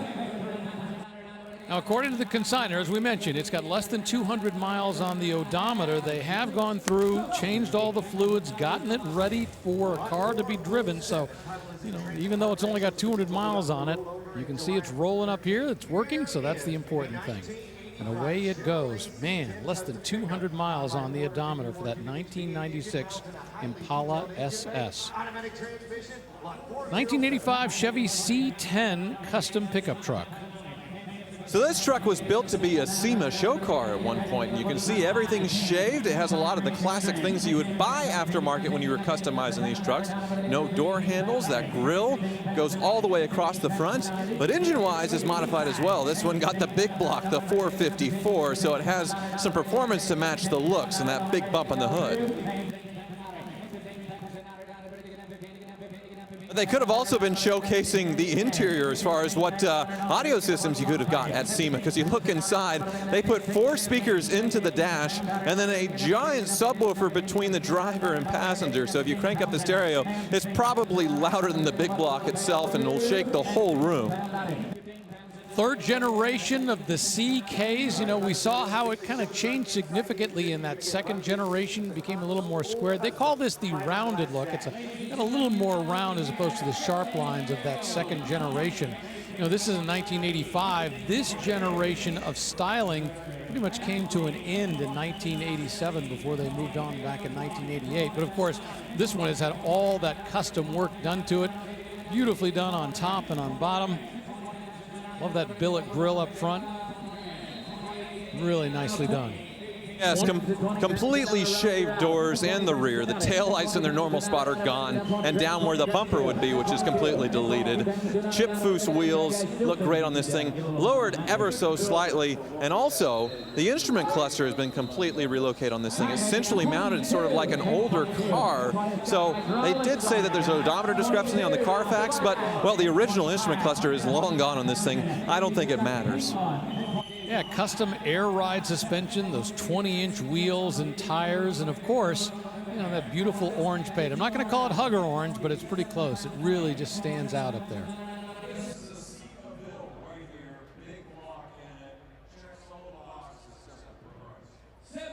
Craig Jackson talking about the fact that this was a SEMA build. Of course, you know, the Specialty Equipment Marketers Association having their show in Las Vegas. A lot of times cars were built specially for that, to preview and to show off some particular aspect for a particular manufacturer. Don't know what it was built for in its time, but it's obviously a nicely done build. Like I said, it showcases a lot of the best of the aftermarket of maybe the last 15 years or so, and that air ride suspension would be covered up in the back with the cover, and then you could also flip a button and drop this thing all the way to the ground, make it ride a lot better as well. But it does look like maybe a mid to late 2000s build of a square body, which is still a very popular truck to build today. $34,000 for that 1985 Chevy C10. All right, let's check in with the company CEO Craig Jackson for a car that he's going to preview that will be coming up tomorrow.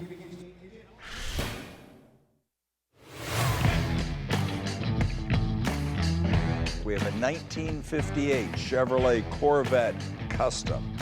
Now, this 58 has had everything done to it. Go through the list. It has an LS3 in it. It has an Art Morrison chassis.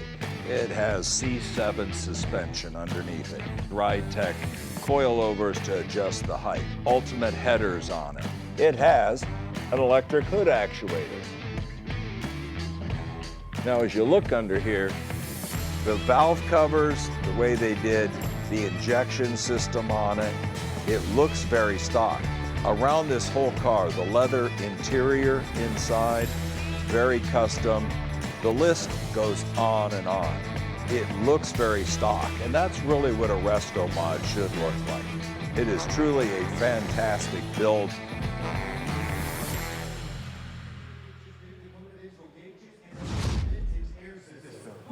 Up on the block right now, a 1976 Bronco Custom. We see these bring big money, and I tell you what, it's getting everybody's attention here. Right now, it's been bid to $65,000. Now, this is a very cool custom Ford Bronco, 302 cubic inch V8 under the hood. It's been lifted to fit these massive tires. On the front is sort of a Baja style rhino lined grille. Same with the roof, it's been rhino lined for that extra rugged look. This is the last few years of production of the dedicated Bronco chassis before it became with the full size trucks. So this is the last bit of that. Well, $65,000 the price for a 1976 Bronco Custom.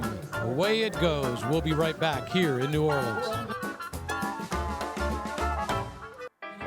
Back here in New Orleans, up on the block right now, a 1980 Pontiac Firebird Custom.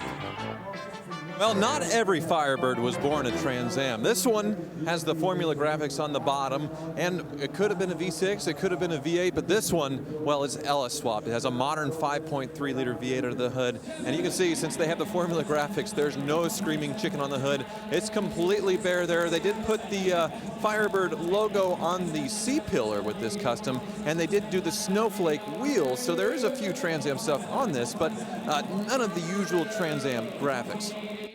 I'll tell you what, I'm kind of surprised that we don't see more resto-modded Firebirds from the late 70s, early 80s, because these cars, they had the great look. They had an appeal that everybody loved. Unfortunately, back in the late 70s, they just didn't have a lot of performance. So why not resto-mod it? Put a big engine, that 5.3 liter LS V8. Put in all the graphics, the beautiful interior. Tell you what, $28,000 is what it took to buy that 1980 Pontiac Firebird Custom. Beautifully done. It's got those honeycomb wheels. Really nice resto mod, and away it just went for $28,000 here at Barrett-Jackson. Remember, they do write the number on that sold sticker, so as you're walking around here, you get to see exactly what the car is sold for. All right, let's take a look at what's about to cross the block with our Meguiar's on deck cam. This 1972 Dodge Charger 440 Magnum rolling up right there. We'll see that up on the block very soon. That is one of the cars that is part of the MS Classic Cars collection, just like the car that's right in front of it up on the block, center stage right now, a 1965 Barracuda Custom. Well, when the Barracuda came out in this first generation, I don't think they thought of it as a performance or a muscle car yet. That really wasn't a thought in their heads, like by 1970 when it was the Cuda. But this one was built sort of to be a period hot rod, what somebody would have done to one of these to go basically be a pavement powder. So the stock engine, it was stroked out to 340 cubic inches. And you can see it's kind of slightly raked as well, lower in the front, taller in the back, wider rear tires. So it's sort of set up to be a drag racer. It looks really cool. I'll tell you what, it's been beautifully done. I mean, I was looking at this car earlier today, and from front to back, everything about this has been spectacularly refinished. And it's interesting to point out, we don't get a lot of those 64 through 66 first generation Barracudas. So to see this one done to this level, I think is great. Well, Plymouth had two aims with this car for competition: drag racing and road rallying, which was a big thing in America in the early 1960s. There became a Formula S version of this, designed for road rallies and for sports car track day use, although these cars never saw much success in the early days of the Trans Am. $48,000 for that 1965 Plymouth Barracuda. Get a big kiss right there. They are thrilled that they came away with that. You know, it's so funny because people will come here and they know they want to buy a car, but you still got to survive it. You got to battle the other bidders, and she is thrilled. Not an easy thing to do. Sign right there. Remember, they got to pay an extra 10%. That's the buyer's premium on top of that $48,000. 1972 Dodge Charger 440 Magnum up on the block right now. So this also comes from MS Classic Cars in Seekonk, Mass. And typical of their cars, gleaming chrome and gorgeous base coat, clear coat paint. These cars are restored to, I would say, a better than new standard. This might be the nicest third generation Charger restoration I have ever seen. They made this body from 71 to 74, and you could still get the 440 in this generation, although it wasn't long for this world. This one looks like it does have a few modern touches, though. I see the AC added to it, but otherwise, a very faithful restoration. You see the Charger graphics and the spoiler, vinyl roof, very sharp. 50. We got it. It got to be 50. 52. All right, we've got internet bidders. We got phone bidders. Let's take a look at what it looks like underneath, because we can see how beautifully done it is up above. And boy, underneath it is just as nice up on top, even to the gold all across the floor pans.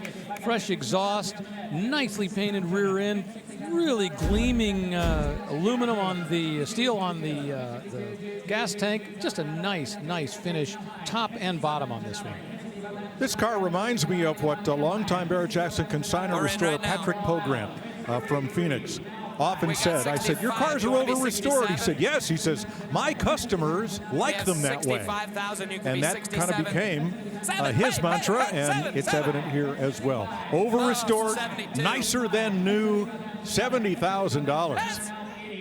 Which I feel like is pretty great money for one of these, because you'd see a 68 to 70 Charger, which is basically what everybody wants because of the Dukes and Hazzard, the Fast and Furious, bringing similar money, but this one being such a nice example of the third generation, brought the dollars too. Well, it is now the #2 sale of the day at $72,000. Perfect numerology for a 1972 Dodge 440 Magnum. That gold paint, black stripes, nicely done on all levels. Well, just past the halfway point of our 5 hours of FYI coverage of the Barrett-Jackson Collector Car Auction here from New Orleans.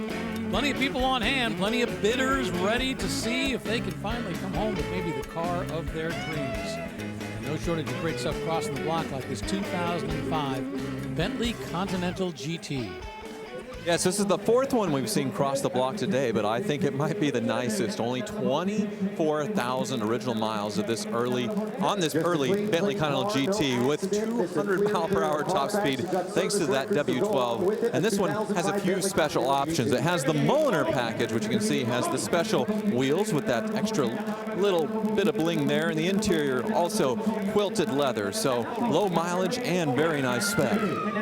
Yeah, the color is beluga black. That interior is two-tone saffron and beluga leather, and no expense spared in making a beautiful Bentley Continental GT. You know, once again, we mentioned earlier, this is the body style that came out in 2003, so just the third year of the return of the Continental.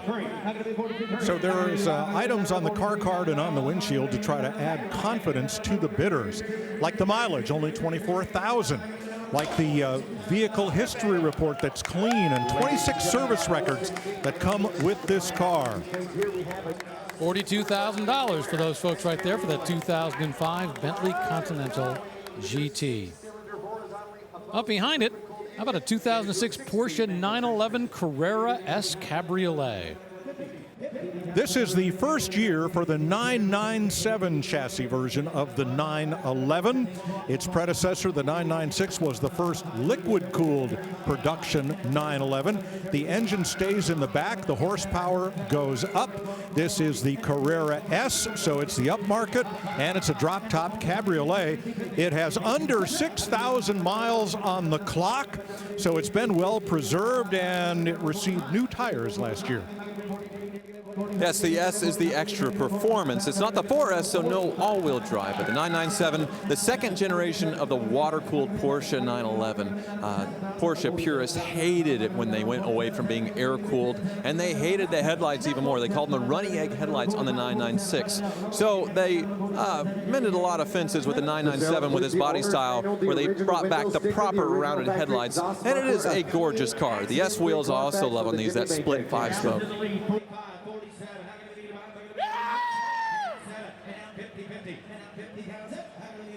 This one, being the S, having more performance, is great. It also has the manual transmission, which is sort of a must on these before they came out with the PDK dual clutch transmission. The Tiptronic, much more of a traditional automatic. So Porsche purists, as far as water-cooled goes, this is a great spec, black on black, and incredibly low miles as well. I'm seeing an incredible bargain here. As a PCA member, I looked these up, and with the low miles on this car and the equipment it has, I'm seeing numbers that start with 6. So I think somebody did very well here. Well, 2006 Porsche 911 Carrera S Cabriolet, $50,000. Now remember, they do have to add a 10% buyer's premium on the back end. Well, we just wanted to share one programming note for you. Drive now has a new name. It's called Torque. All the same great programming, great people, same great content. Tune into the History Channel on weekend mornings and also on Sundays on FYI for Torque. 1967 Camaro RS convertible up on the block. So this is a rally sport. Note the RS in the grille and the hideaway headlamps. That's all part of the Rally Sport package, which you could order on any Camaro, including an SS or a Z28. This is Marina Blue with a white interior in which you get white seats and door cards, side panels, and the rest of the interior carpet and dash are black.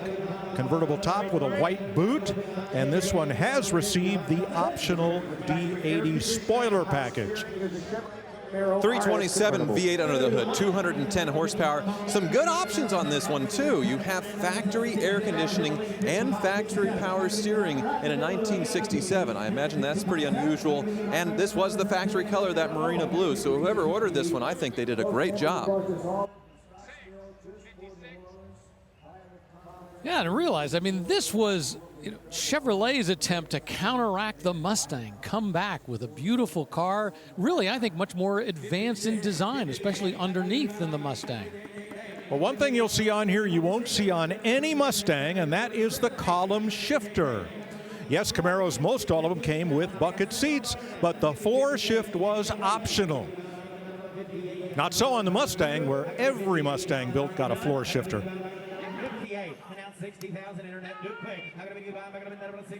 And of course, 1967 being the birth of the Camaro. So you get the first year here off and on. Camaro still being made today just a little bit, but going out of production now. We'll see what comes next. When this car was launched with its made-up name, Chevy executives were asked, what does Camaro mean? And they said, well, it's French. It's a small animal that eats Mustangs. $58,000 the price to buy a 1967 Camaro RS. Beautifully done with Marina Blue over parchment and that nice convertible top. First year for the Camaro, and off it goes. I'm with this 1965 Mercedes 220 Coupe. It had a nice restoration. Now, back in the day, these were all hand-built from the factory. It's got her original 2.2-liter inline-six with Bosch fuel injection, rebuilt K4 4-speed automatic transmission, and take a peek inside. It is really neat. You know, it reminds me of something you'd see in a James Bond movie with that smooth gloss-finished wood and elegant gauges, large leather-wrapped wheel, and it even has the rare option with the sunroof. Rick, this is a very classy car, and I know I say it a lot, but I'm in love. Well, the good news is all you need is a bidder's pass, and you can take that home. Now, that will sell tomorrow. That'll cross the block on Saturday, and once again, part of our Dodge Fantasy Bid game. Terms and conditions apply. You must be 18 to play. Visit promo.barrettjacksonfantasybid.com for the official rules. Who knows? You could walk away with the grand prize, that 2023 Dodge Charger. And I love the fact that they have really mixed up the cars, a wide variety of things. So you can't just be an old muscle car guy and predict the prices. You got to figure out what that vintage Mercedes is going to go for as well. Nice Corvette Z06 just crossed the block and up there now, a 1974 Bronco Custom. Well, I can't believe this is the first of the original style Bronco that we've seen at this Barrett-Jackson auction. It seemed in Las Vegas about every other vehicle on the block was one. And don't worry, there's no shortage of them. So this one has been treated to a 302 swap. This one is carbureted with a lot of additions. And what an example of packaging. Usually this brake booster would stick straight out from the firewall. But there wasn't room for it, so they made a bracket to send it out here at an angle. But of course, it still does the job, and everything fits. Yeah, a nice, very subtle custom. Of course, the Stroker 302, very appropriate engine to hop up performance in this, but not something out of the realm of reality what these would have had. A slight lift on this to get a 33-inch tire under there off-road, great look, and a full roll cage, which you pretty much would want if you wanted to take this thing off-road. But this one doesn't look like it's ever seen any dirt ever in its life. It is a beautiful restoration. You know, the great thing about the Bronco world is it doesn't really matter what you do to them. You can bring them to Barrett-Jackson stock. They bring good money. You can bring them customized on a mild level. They bring good money. Or you can go wild and they bring good money. Right now, the Bronco market is hot. Now note the wheel wells. They have been cut out and extended upward for clearance for those huge tires, and fender flares added. A very, very common customization treatment on these early Broncos. Yeah, it fits that 9-inch rear end, no problem. A 2.5-inch lift as well to fit those giant tires. $55,000 for that 74 Ford Bronco going up to the Skybox. And right now, if you want to break into the top 10 here at Barrett-Jackson, selling on Friday, you'd have to sell a car for at least $50,000. So far, our #1 sale of the day was a 1947 Bentley Mark VI Saloon that sold for $89,000. Now, if you want to check the prices of all the cars that have crossed the block earlier today, just go to barrett-jackson.com, where you can see the prices of cars that have already been sold, as well as the full list of cars that will be crossing the block later today and tomorrow. Up there now, a 1966 Corvette. This one's a 327 cubic inch, 300 horsepower edition. So there were two versions of the small block in this year Corvette. If you got the base motor, 250 horse, you got stamped steel valve covers in Chevy Engine Orange. If you got the big motor, which this is, you got these beautiful cast aluminum valve covers that help keep noise down. And I'll tell you, when we would prowl the junkyards around Hartford, Connecticut, we were looking for these. I wanted a set of those valve covers for my '60 Impala. Couldn't afford a 327 engine for it. Heck, I couldn't even afford the valve covers. But it was the kind of thing that, you know, day 2, day 3 modifications, kind of thing everybody was searching for. Well, in 1966, also the 327 lost fuel injection as an option. Big blocks were here. You got the 427 starting in 1966, and it was actually a cheaper option to get a big block than it was fuel injection. It cost about half the price, so nobody was ordering fuel injection anymore. They just did away with it. Also, 66, you see, full glass rear, unlike the 63. Well, that is now the #2 sale of the day for that 1966 Corvette, 327 cubic inches, 300 horsepower, and the Summit Racing sold sticker goes on, and away it goes as the #2 sale of the day, $73,000. And with that, we're going to take a break here in New Orleans. So much to see, but more importantly, so many great cars left to cross the block here at Barrett-Jackson. Don't go away. We've got a couple hours left of our FYI coverage.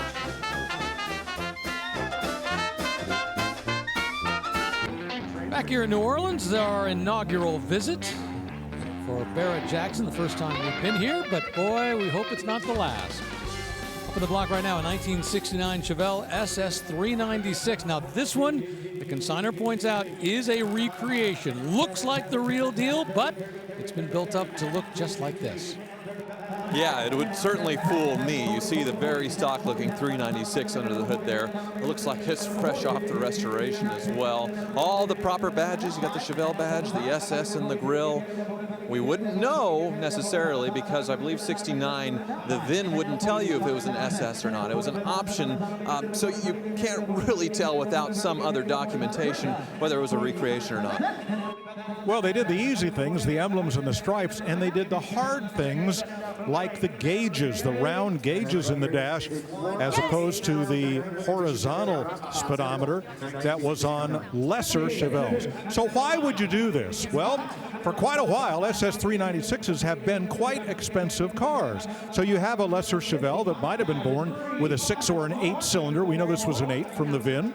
and you upgrade it to taste. I don't think that's a bad thing at all, as long as you disclose what has happened and you're not trying to pass this off as an original 396. You won $53,000. Yeah, for what it's worth, this was one of less than 10,000 real deal Chevelle convertibles that was made that year. It's just been upgraded. And by the way, this was the first of the Sherwood Classics collection that we'll be see crossing the block over the course of the next 2 days. Well, a little while ago, we previewed this 1970 Oldsmobile Cutlass W31, and now it's showing up on center stage. Well, Chevrolet had Z cars. The option code for Super Sport was Z27, and we all know about the Z28. Dr. Oldsmobile created the W cars, and there were various levels of those in performance. So this is a Cutlass W31 option package with better suspension and increased horsepower. Yes, these came with a 350 cubic inch V8. It's not a GTO, it's a Cutlass, or I'm sorry, not a 442, it's a Cutlass. If it were a 442, it'd have the 455 engine available with the big option package. But you got a lot of the 442 stuff with this, the spoiler, the suspension, a lot of things, but it's still a Cutlass. 1,352 of these W31s were made in 1970.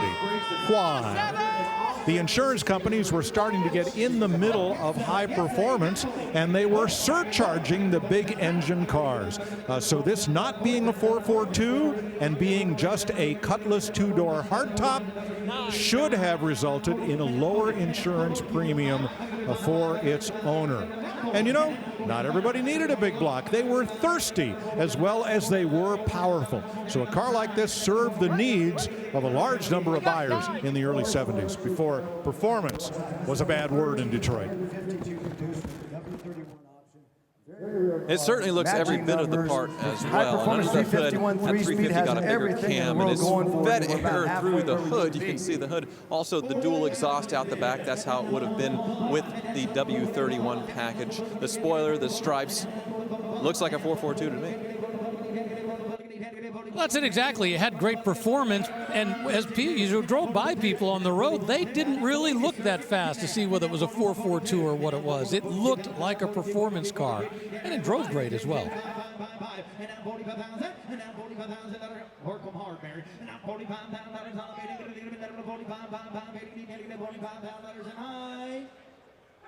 Three, 5, 45, 45, 45, 45, 43 and 5. I'm going to be 43, negative 45, I'm going to be $45,000 tonight. 43 now. You know, if there'd been a tape in that 8-track player, I think they could have got another $5 or $10 or so. $43,000 for that 1970 Olds Cutlass W41. Now, we've got a lot of great collections that are crossing the block this week at New Orleans.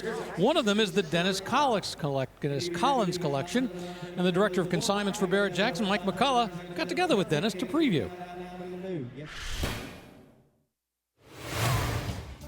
We're in beautiful Wiley, Texas, looking at Dennis's cars that he is bringing to the inaugural 2023 New Orleans auction. Lot 430 is a 1970 Chevrolet Corvette 454 390 horsepower convertible. So what's cool about this car, it is numbers matching. LS5, of course, 390 horse. But what's special about this car, it's got a lot of options for a big block car. One, it's an automatic.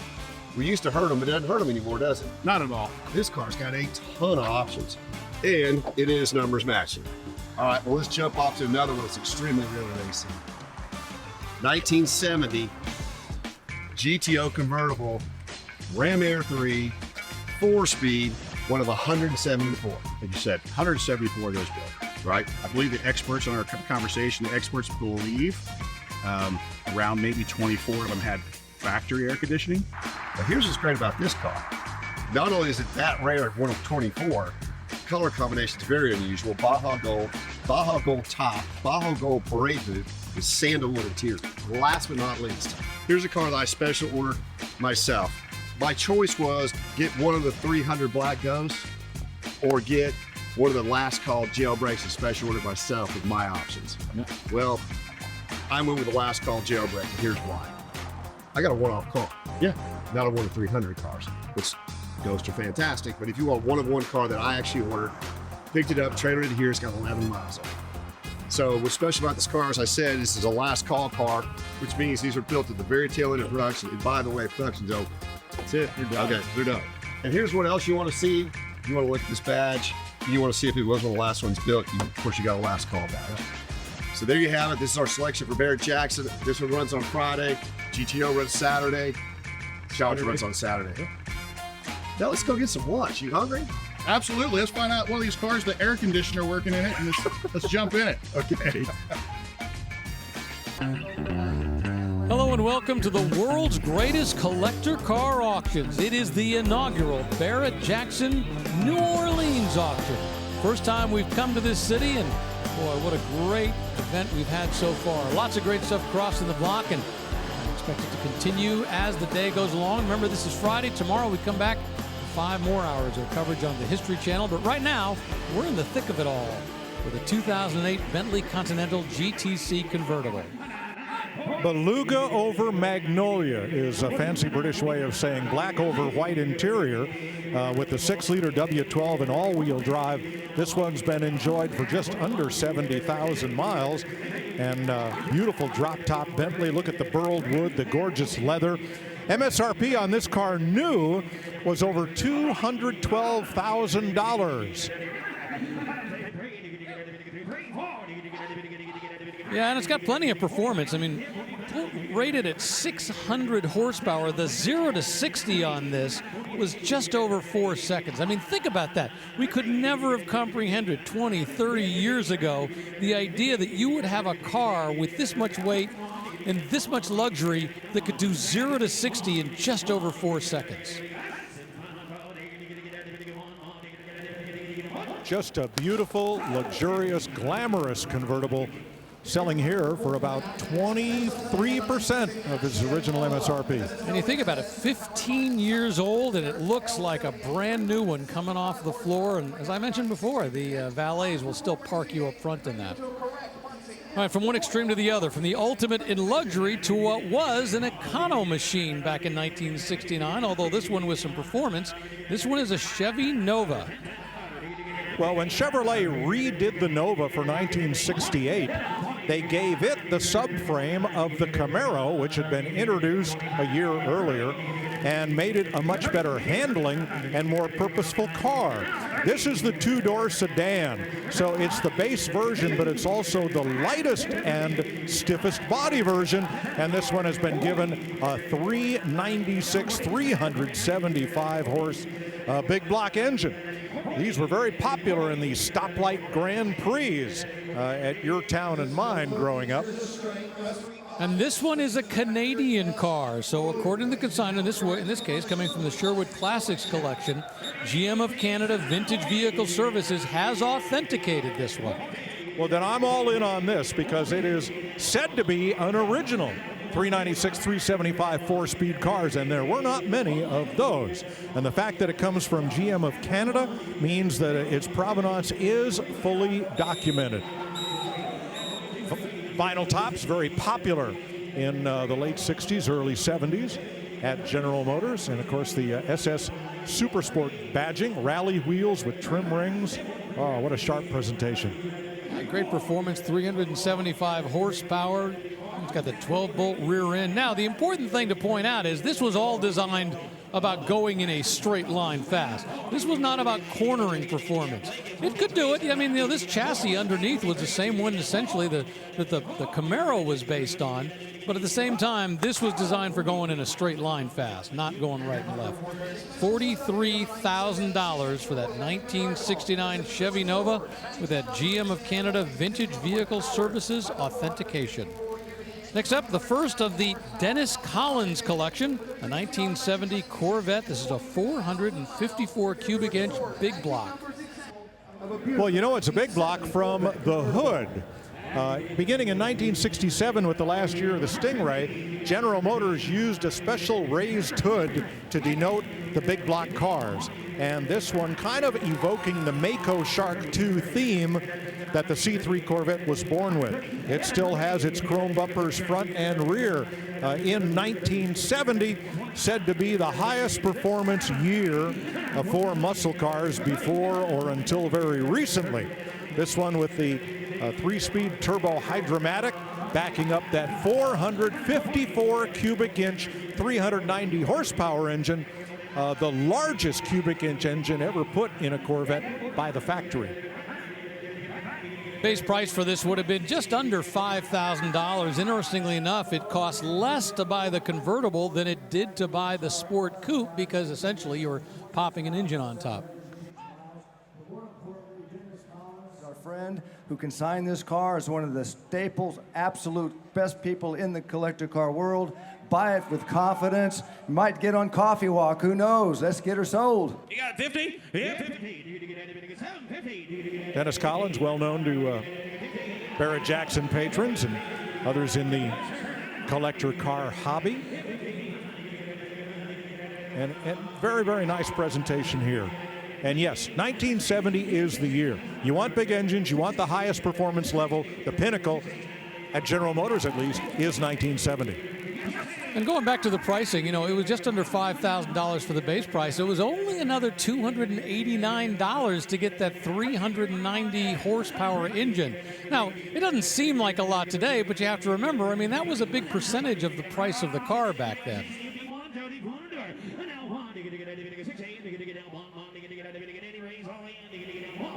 The C3 Corvettes still sit pretty much near the bottom of the Corvette value scale. But I think these chrome bumper cars, 1968 to 72, are on the rise. Get in now if you want one, because it won't last. Yeah, $60,000, especially for this style and that Mako Shark body. And the Summit Racing sold sticker goes on. $60,000 is the price for that Dennis Collins Chevy Corvette 454 big block. 1957 Chevy Bel Air up on the block right now. Underneath that hood is a 283 cubic inch V8. It's got a Power Glide automatic transmission. Really nicely done. Well, what we're seeing here is another example of restored to better than brand new. This semi-gloss black finish is correct. All the gloss black underhood here is better than factory.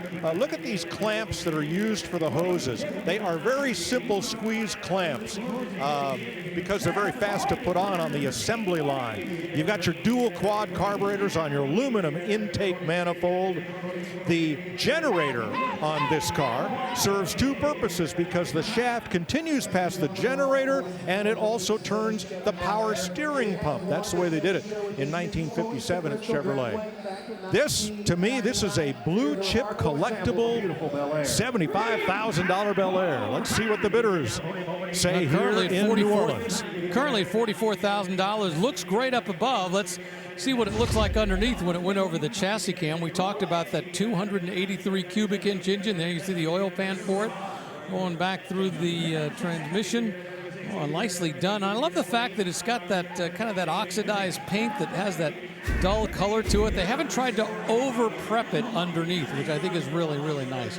By the way, this won the Super Chevy Show Editor's Choice at Bristol Dragway back in 1999. The significance of that is this is an older restoration that still shows very, very well. I am not the least bit surprised.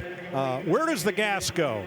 You know, I worked part-time in a gas station in high school and college, and on these 57 Chevys, you have to flip that piece of trim, which is spring-loaded, to get to the gas cap. Just one of the little things you had to know to avoid a backup at the line at the pumps. Oh, this is gorgeous. I think somebody just scored a deal. $55,000 for a 1957 Chevrolet Bel Air. They'll write the price on the sticker. Away it goes, and away we will go for a quick break here at the Barrett Jackson Collector Car Auction in New Orleans. Welcome back to the Barrett Jackson Collector Car Auction here in New Orleans. All kinds of great stuff crossing the block. In fact, while while we're in our commercial break, we had a 1941 Willis Americar across the block. It was a big custom, sold for $65,000. That's in our top 5 of the day. And up there right now, we got a 2007 Bentley Continental GTC convertible. Very pretty car, Mulliner package, which means much larger premium alloy wheels, beautiful Sahara beige leather, burled wood interior, 67,000 miles on the clock for this one. Yeah, they are pretty sturdy cars despite being complicated W12s. There are a few gotchas on these, but overall they are definitely capable of over 100,000 miles thanks to that Audi Volkswagen engineering there. This one being a convertible, introduced a few years after the start. Cool car. $43,000 the hammer price. Thumbs up from that gentleman right there. Right behind it, we got a 1965 Sunbeam Tiger convertible. Well, this one has been modified well beyond stock. This metallic blue paint was not offered by Sunbeam. They had a light blue, a sky blue. They had a dark navy blue. They did not have a metallic. The original 260 cubic inch Ford V8 has been replaced by this 302 with aluminum manifold and valve covers. And so a lot of changes in this one since it was born. It comes with a matching hardtop, however, and with Panasport style 8-spoke wheels. Yeah, that Ford small block just barely fits in there. They made these from 1964 to 67, and I believe to reach one side of the spark plugs, they have a hole in the firewall in order to get to them. It's so tight in there. And then after 1967, the parent company for Sunbeam was acquired by Chrysler.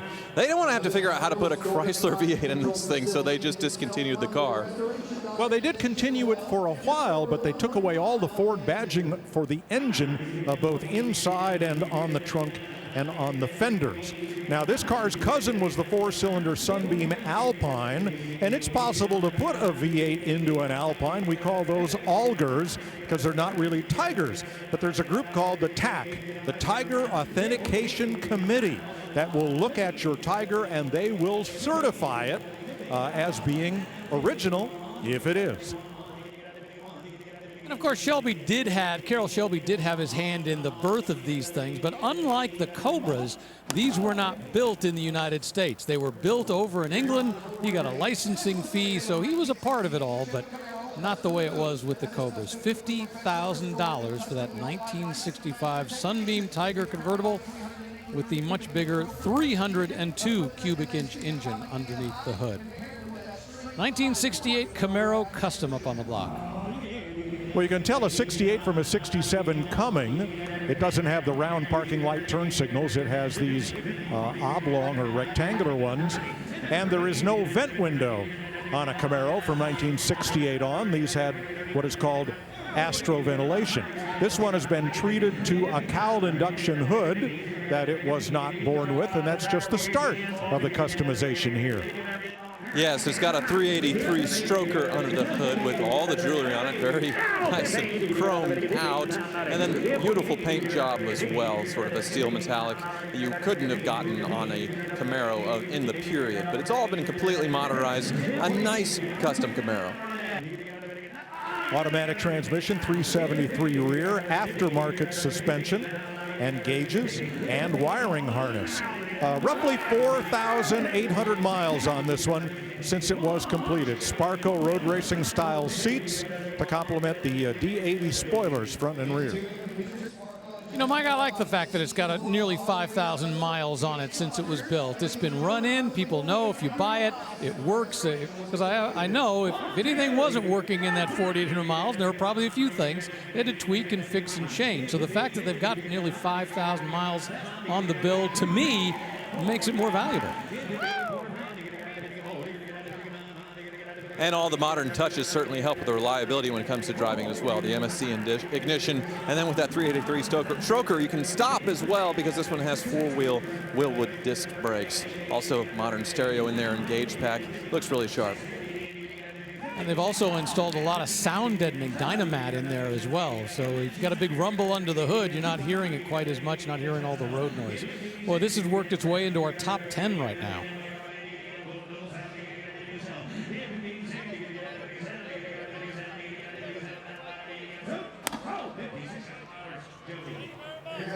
$56,000 for a 1968 Camaro Custom with that 383 cubic inch stroker crate engine. Beautifully done. Boy, just a nice example of a 1968 Camaro Custom. Second year for the Custom, for the Camaro, I should say. Love everything they've done to that. Let's take a look at what's about to cross the block with the Meguiar's on deck cam. In this case, it's a 1970 Dodge Challenger RT 446 pack. That'll be up in the block before too long. Just ahead of it, though, we'll see it right now, is a 1968 Olds 442 convertible that is up on the center stage. Wow, find me a better one. This is a frame-off restoration, body taken off the frame, ground up, highly optioned to original spec. 400 rocket engine, 400 cubic inch. This is a GM of Canada car, so it does have that provenance of everything it was built with, and the black over crimson documented to be a very rare color scheme. When the 442 came out in the mid-60s, 442 meant 4-barrel carburetor, 4-speed, and dual exhaust. But in 1969, you could get an automatic 442, which is what this is. And then this is the last year of the 400 cubic inch V8. After this, you would get a 455, the biggest motor, I believe, they put in the 442. So which was the better handler, the Chevelle SS 396, the Pontiac GTO, or the Olds 442? The 442. The sway bars, front and rear, were a larger diameter than they were on the Goat or the Chevelle. That meant less body lean and more cornering power.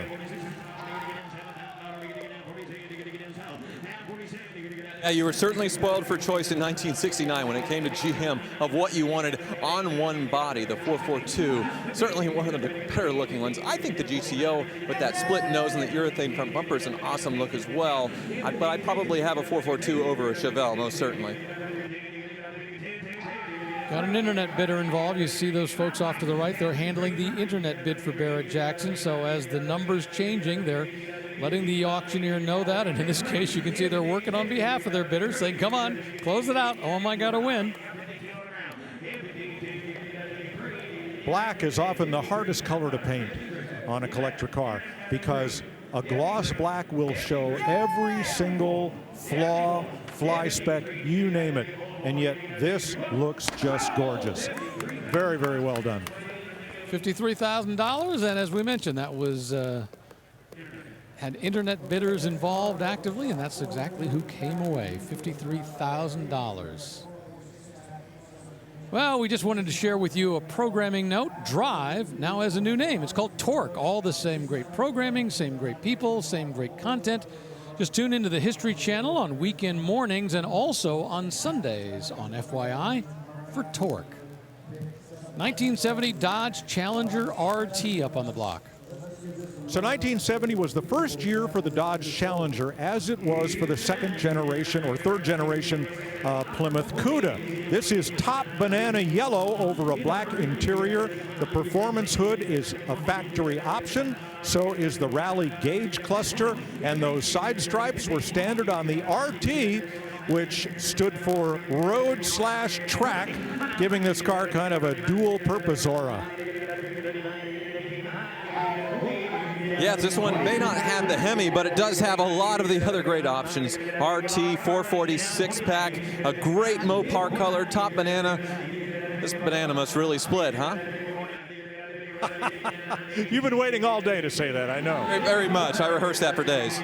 Torque Flight automatic transmission, full center console. And look what the consignor has done and provided for you to look at as you're deciding what to bid.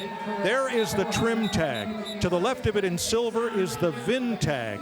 These are all the important numbers you need to know to decode how this car was built. And there are other similar sheets in here, all part of the Dave Wise Vehicle Inspection Report, so that you can buy with confidence knowing that this is the car that it is represented to be. Well done. Yes, Barrett-Jackson will hire Dave Wise and other experts to come out and vet these cars before they cross the block, making sure everything matches up. So when I sold my Superbird in Houston a few years ago, I knew it had been hit on one corner, so I was sweating it a little bit, how much of it was original Superbird. Dave Wise went through it and gave it a thumbs up, just like he did on this 70 Challenger. The Challenger and the Cuda were corporate cousins. They were both known as E-bodies in Chrysler parlance, but there was one important difference. The Challenger's wheelbase, the distance from the front to the rear wheels, was 2 inches longer than on any Barracuda. Well, the idea was it was supposed to be a slightly more luxurious pony car, similar to the Cougar in that range as well. And in fact, when they redid the Challenger in the modern version, the goal was the same, be slightly larger than the Mustang. $65,000, that's a three-way tie for fourth place on the day so far for that 1970 Dodge Challenger RT. Away it goes, 1969 GMC. It's a custom pickup. This one is called Chili Pepper, and it's a C2500. Well, as a 2500, that means it's a heavy duty. A 1500 would be the base pickup that everybody buys. That grill looks custom, but it's not. That is the deluxe GMC grill for the year. But under hood, nothing is stock. Look at the tune port injection, a velocity injection unit there on that LS small block. Brakes, power brakes, dual circuit power brakes added here. Big hoops, big wheels and tires.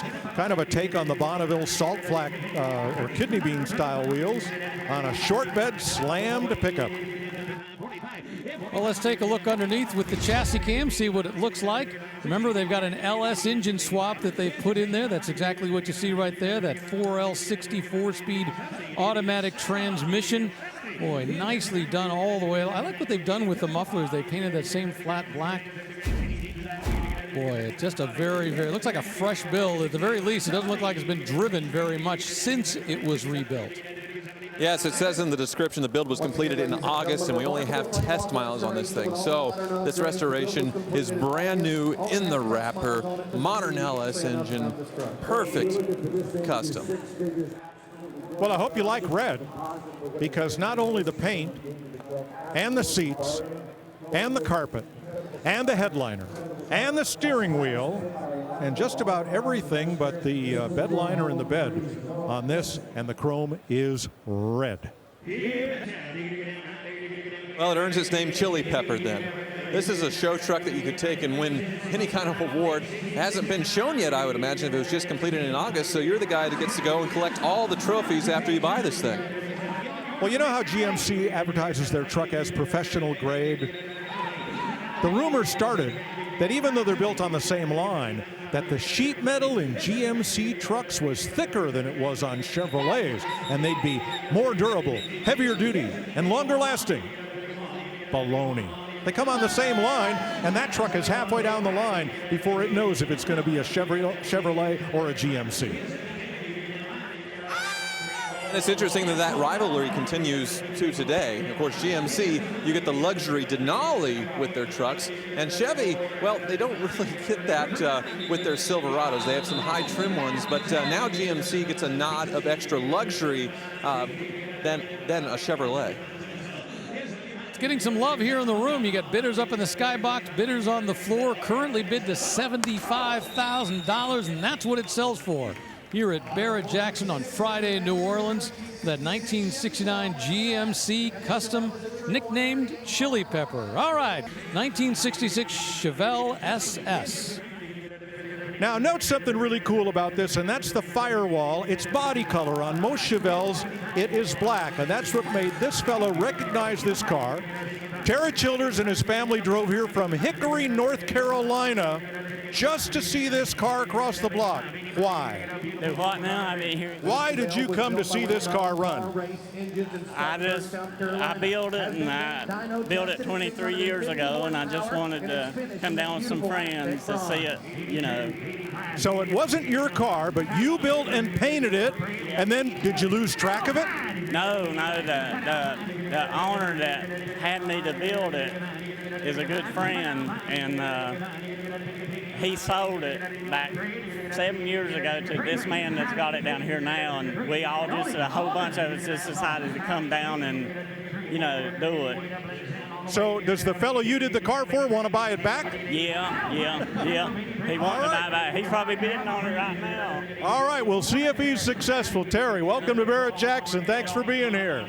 How about that? 23 years ago, he built and painted this car. Well, I'll tell you what, people love that paint job. That is now the #2 sale of the day. $83,000 for a 1966 Chevelle SS, a true 138 car powered by a factory L78 big block engine that was bored out to 427 cubic inches. Wow, they love that car when it was going across the block. All right, rolling up behind it, a 2007 Jeep Wrangler Unlimited Custom SUV. Hey, Rick, I'm with a fellow who just bought that Chevelle, and he came all the way here from the Carolinas to buy it because you are the prior owner? Yeah. How long did you have it? 18 year. And why'd you sell it? 18 year. I sold it 7 years ago. He bought his car back. And you came back to buy it. Congratulations. How about that? Dreams come true twice at Barrett-Jackson. Well, there you go. I love the stories of those rebounding cars when somebody is able to buy it back after a period of time. I know, Mike, you were searching for that Camaro that you finally found and decided not to opt in. I almost bought back an RX-7 I had once because I love that car so much. Well, we all have to remember, Rick, we sold those cars for a good reason. Sometimes they come back to us, sometimes they don't. Well, this Jeep is pretty wild here. 2007 Wrangler Unlimited, which in 2007, that meant a four-door Jeep, which meant a stretched frame longer, but this one's been stretched even more. It's not a four-door, it's a six-door Wrangler. And in the first few years, they had these with the 3.8-liter minivan engine, which wasn't much loved when it comes to Jeeps. They had retired the 4-liter V8 and introduced this, and it wasn't quite as torquey, but a lot more practical with the four-door. This one, well, radically custom with the six-door and the Rhino lining, 3 full rows of seating. So cool. This is just, and the doors do come with it, by the way. This is just the coolest, say what? Vehicle, it'll give you a double take, because how many 3-row, 6-door Jeeps do you see? You know, you think, well, why did somebody decide to do this? Well, in this case, they've got the vehicle damage report over the years and had a couple of accidents. And what you're thinking is probably somebody had it damaged and thought, well, wait a minute, I could restore it back to its original condition, or I could have some fun. And I have a feeling that's exactly what happened here. Taking this 2007 Wrangler and saying, all right, how extreme can I get? Because this is pretty extreme. Well, it'd be tough to damage it again because they put all the armor and they Rhino lined it to where if you hit something, I'd be more worried about what they hit than the Jeep itself. This thing is ready to go off-road, most certainly, but it is very clean at this point. Lifted as well, compound the reservoir shocks, giant tires, very, very far from stock, this Jeep from 2007.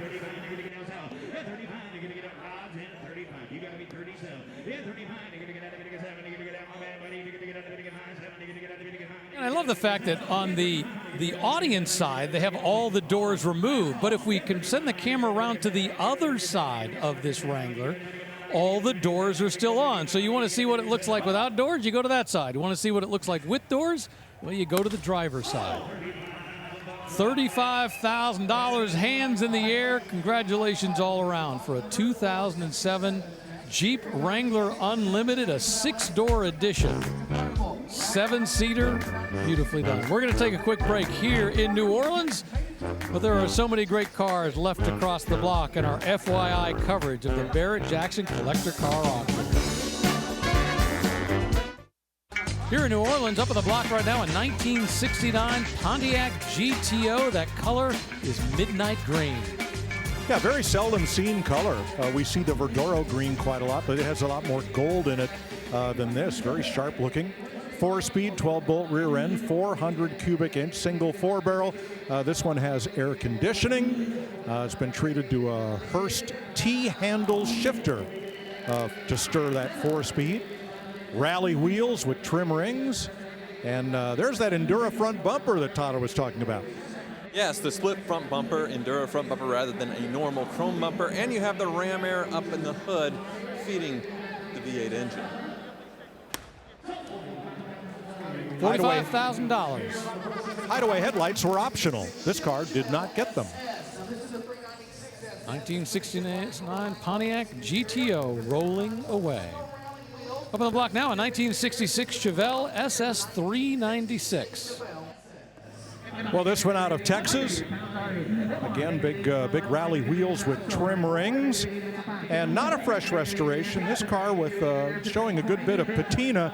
And patina is not wear and tear. Patina is just the little tiny scratches and imperfection that come from decades of use. It's a term often applied to fine silverware. For example, this one with an automatic console shifter. Not a true SS because it retains the horizontal speedometer, not the round gauges. Yeah, it's ready to be used and enjoyed, though. This one I saw added air conditioning as well. But, of course, the Chevelles, it doesn't look much better than in black with all the Super Sport badges on it. Very sharp car. And let me back up. The round gauge requirement was 68 on, not these 66 and 7s. So this car is badged and is presented as an authentic SS 396. My error. And on the 66, you see the different rear end from the 67 where the taillights are inside of the fenders. And the next year, they went on both sides, and that rear treatment got a little different, a little bit sportier. Small difference.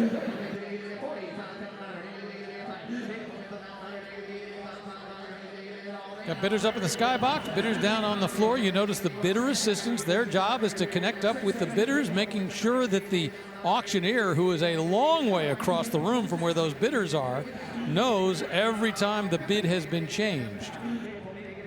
I'd put this in the nice driver category, not a restored car. Evidence of use under the hood. A brand new brake booster has been installed. And so let's call it a car that has been maintained and has had some sympathetic upgrading, but not a restoration. I can appreciate the fact, living in Arizona, that they put in a vintage air system, so it's got some air conditioning as well, making the car a little more comfortable.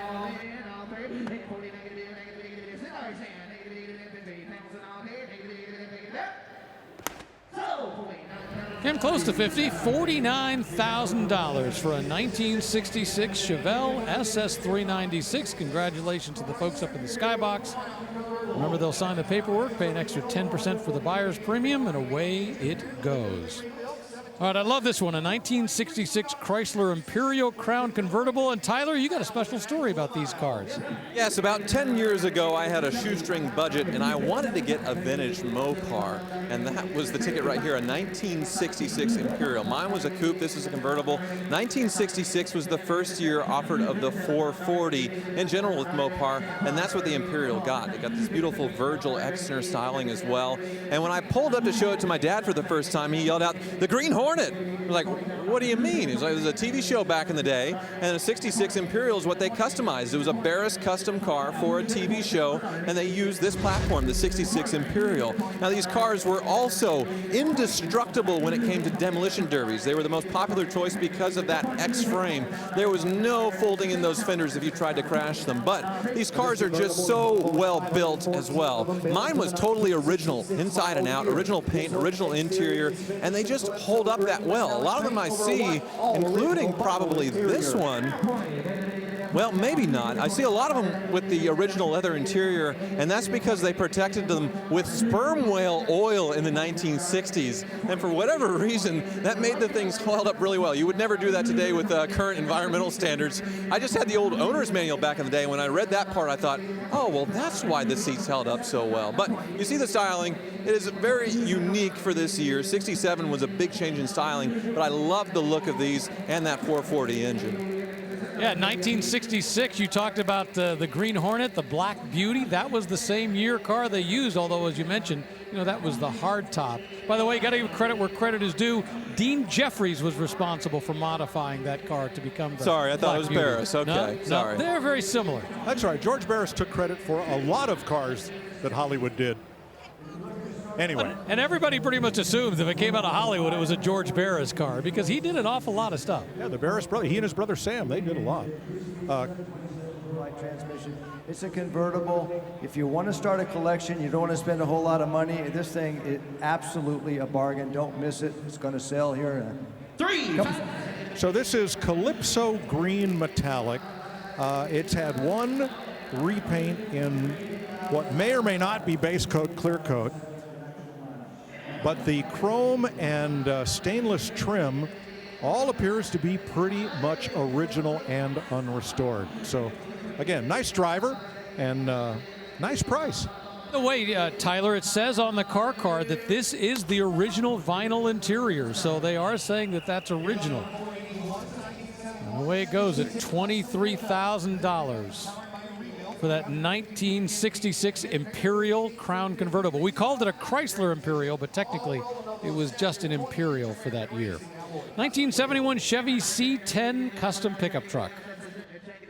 Wow, love the drop on this. This looks like a 4-6 drop, 4 in the front, 6 in the back, where the frame has to be C-section. Much larger wheels.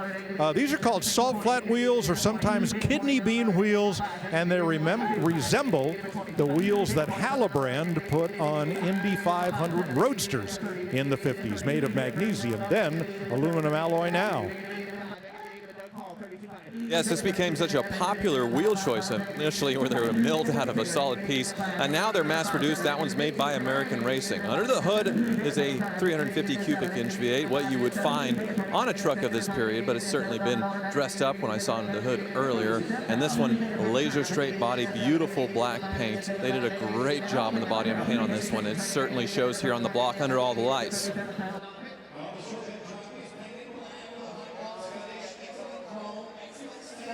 Lot to like here.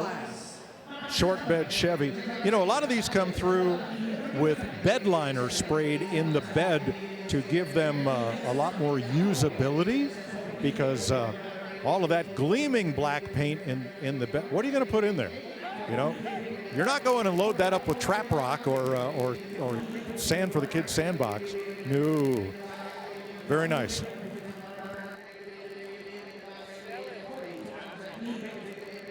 Well, in Kansas, where I'm from, you know, trucks are what everybody drove. When I was in high school, this would have been, you know, a normal used truck that a kid would have driven to school. And then they started restoring them to this level, this and the square bodies. And it's so cool to see. They're getting some appreciation now. $40,000 here. Yep, for that 1971 Chevrolet C10. Congratulations to those two right there. A handshake is well deserved. You got to remember, you are battling with another bidder here at Barrett-Jackson. Sometimes you're going just a little above your comfort zone to come away the winner in the battle for a truck or a car. Here's a car that's coming up very shortly, a 1965 Mustang convertible. This one is a factory C code. It's had all kind of work done to it. The power top works, and it's come recently from the estate of a long-term owner. We'll see it put on the block very soon.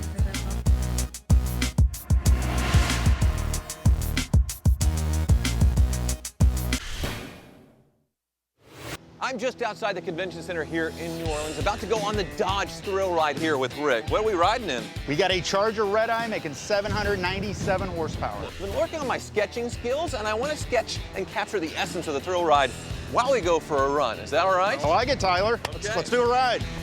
All right, Tyler, sharpen your crayons here. Here we go.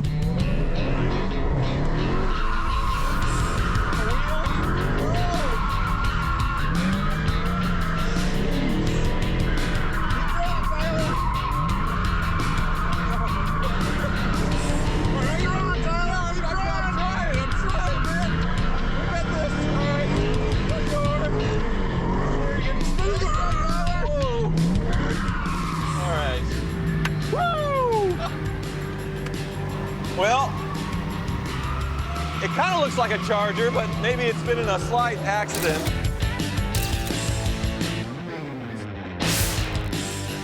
Well, I'm surprised you were even able to hold on to that pen and it didn't fly out the window, Tyler. Well, Rick, I know that you're a fine art collector, so I saved this just for you. I'm going to give it to you so you can put that and frame it, put it in your office, you know, next to your Emmys and everything else, right? I'm very proud of this. This is going to be a special memento. It'll be on eBay in an hour. Up on the block now, a 2009 AM General Hummer H1 Custom. Oh boy, you like bed liner? Well, this thing is covered in it from top to bottom. Everything that isn't a lens is covered in bed liner, so you'll never have to polish it, you'll never have to wash it. How about that? 24-inch wheels, 37-inch tires, large and in charge. Yeah, this is from the tail end of Hummer H1 production. Came out in the 80s, obviously proved itself in Operation Desert Storm. They never imagined it coming to the civilian market, but it did. This one may have been a military version, though. You see these hooks right here? Well, they go directly to the frame, and that's so a helicopter could lift this up the ground with the hooks on the back and the hooks right here, drop it into a combat situation. This one has the 6.5-liter V8 turbo diesel on it, so way more power than what they originally came out with. The removable hardtop is steel, and it is a minimum of a 1/4 inch thick, and more so in most places, a completely armored hardtop for this. And it's a gunner hardtop. I mean, that's designed to have a gun up there. That's the look of it. So, I mean, this is, see that big circle? That's not just there for appeal, that's there for purpose. It's there for a turret. Yes, on the civilian ones, they actually use an aluminum top to save weight. But then the seam right here, the steel and the aluminum would mix together. The mixed metals would create a reaction where it would start corroding. It's a big issue on the Hummers to look out for on the civilian ones. The military ones, obviously being all steel, they weren't worried about saving weights for the road. Yeah, this is not one of those that you ask, gee, what's the mileage on this? You don't want to know. $40,000 for that custom Hummer H1. Let's check in with April Rose. Oh, I love these 50s cars. 1955 Cadillac Series 62. You got the Dagmars up front, tons of chrome, ducks on the emblem, and this is the Cadillac Goddess on the hood. I just love these. There's so much to look at. There's so much to take in. This trim in 55 connects all the way through and up the door. The two-tone paint made it look like it was a convertible, but it is not. And of course, the fender skirts back here, the exhaust exits through the bumpers, and the fuel filler is secretly right there in the taillight. Now, it's got a 331 cubic inch engine, 3-speed automatic, and I want you to take a look inside because it's really cool. To sort of that Art Deco looking gauges, analog clock, beautiful Cadillac script. And if you go ahead and look to the driver's left, that's the Autotronic eye that actually automatically dims your bright lights if a car is passing by. That's pretty sweet technology for the 50s. Now, the most important part, Elvis Aaron Presley, the king himself, after signing his first contract, bought his mom the 4-door version of this with a custom pink color, and the legend of the pink Cadillac was started. Now, Rick, did you ever buy your parents, maybe your grandparents, a car after you signed your Barrett-Jackson contract? No, I don't think I could afford to buy myself a car after I signed my first contract. So I was just thankful that I was making enough money to pay for food back then. So great as my parents were, I'm afraid I never bought them a car. Up on the block now, a 1987 Camaro IROC Z. Halfway through the third generation for Camaro. This was a Z28. It came with the 350 and a 3-speed automatic transmission, but it is also an upgrade on the Z28, the IROC Z, celebrating Chevy's participation in the International Race of Champions. The IROC was the first Camaro, basically, in a long time to have any decent performance, thanks to that tune port injection, 5.7-liter V8. So individual fuel injectors like the Corvette got pretty decent horsepower, especially what we're used to in the 80s. It was a lot. $24,000 for that 1987 Camaro IROC Z, the return of performance in that third generation of Camaros. We're going to take a quick break here in New Orleans, not so we can go eat, but we will come back in just a moment, fully refreshed, ready for more cars to cross the block.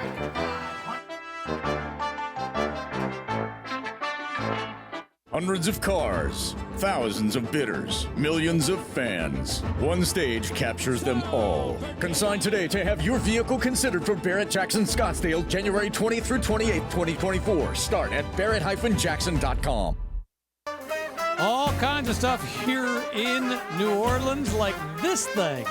Yeah, it started life as a Lincoln Continental. Not sure what it is now. And, of course, we got some great Toyota FJs out there, Corvettes, all stuff that'll be crossing the block in our final hour of coverage here at Barrett-Jackson, New Orleans. Up on the block now, this 1969 Pontiac Firebird 400 is hammered sold at $50,000. Rolling up behind it, a 2010 Aston Martin V8 29 Pontiac Firebird 400 is hammered sold at $50,000. Rolling up behind it, a 2010 Aston Martin V8 Vantage. Really enjoyed these cars. In fact, I had the Roadster version about a year after they came out. Very capable, great performing cars. Developed at a time when Aston Martin was part of Ford's premium group, along with Jaguar and other brands. But this car has a tale to tell. It was declared a total loss by the insurance company, sustained flood damage, and is offered here on a rebuilt title. So it'll be interesting to see how the bidders respond. It looks like it's missing some of its underbody panels because I can see down to the floor through the front grille.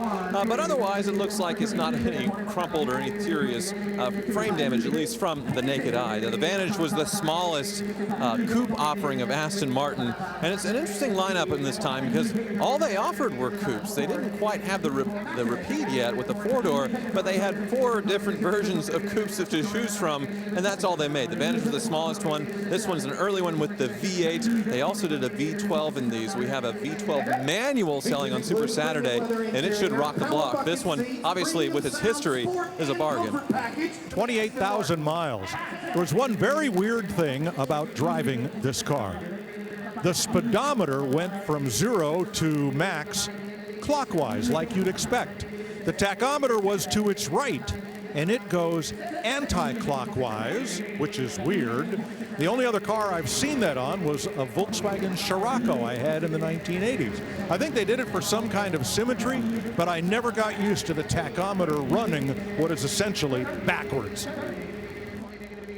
All right, you want to start a bar fight. Who's responsible for the design on this car? Because Henrik Fisker says, it's me. Ian Callum also says, no, I did like 80% of that car. So I want to get those two guys in a room someday and have them fight them out.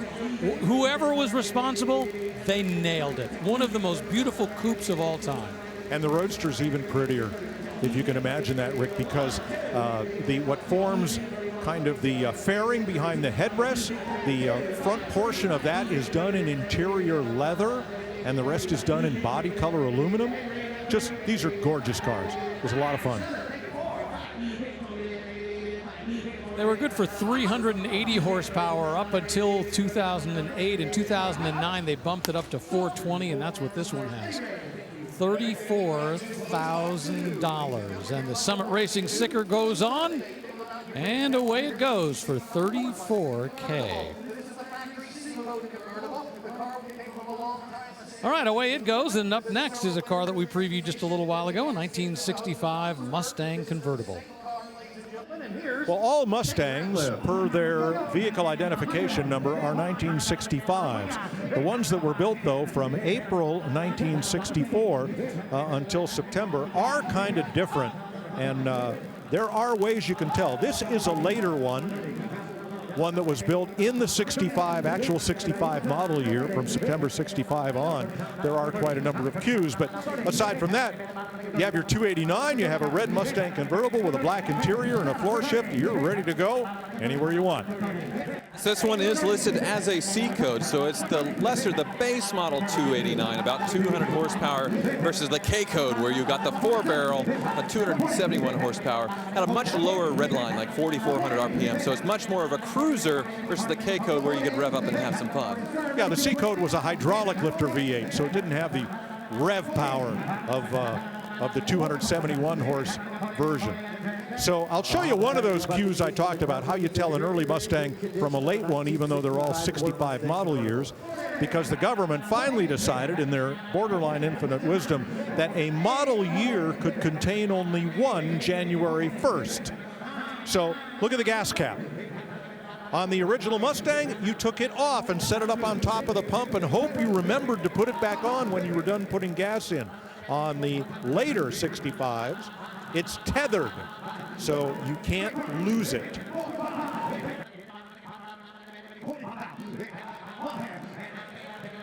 Well, this was a ridiculously long run for these cars. I mean, essentially a year and a half, 600,000 1965 Mustangs. But once again, when you look at the long, long run, there's a reason for that.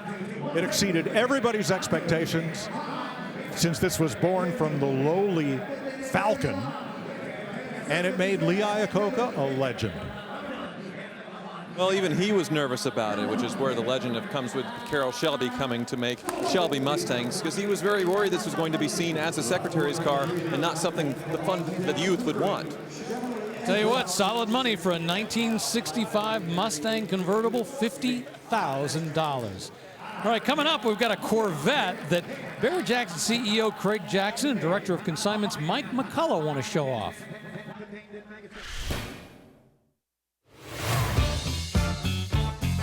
Lot number 788. Mike McCullough's here with me to talk about this 2023 Chevrolet Stingray that is powered by the 6.2-liter, 490 horsepower V8 matched to the 8-speed double-clutch transmission. This car is fully optioned. It's a 3LT equipment group. The interior color is called Natural Dipped. The 3LT, to me, is really what you want when you buy a Corvette because it comes with everything. This car has the Bose premium 14-speaker sound system. It has the heated and cooled driver and passenger seats as well as their 8-way power seats. Ticks all the boxes. Plus, this has been optioned with the front axle lift system. Yeah, just incredible technology in the new C8 Corvette. Pick this beauty up and drive it home.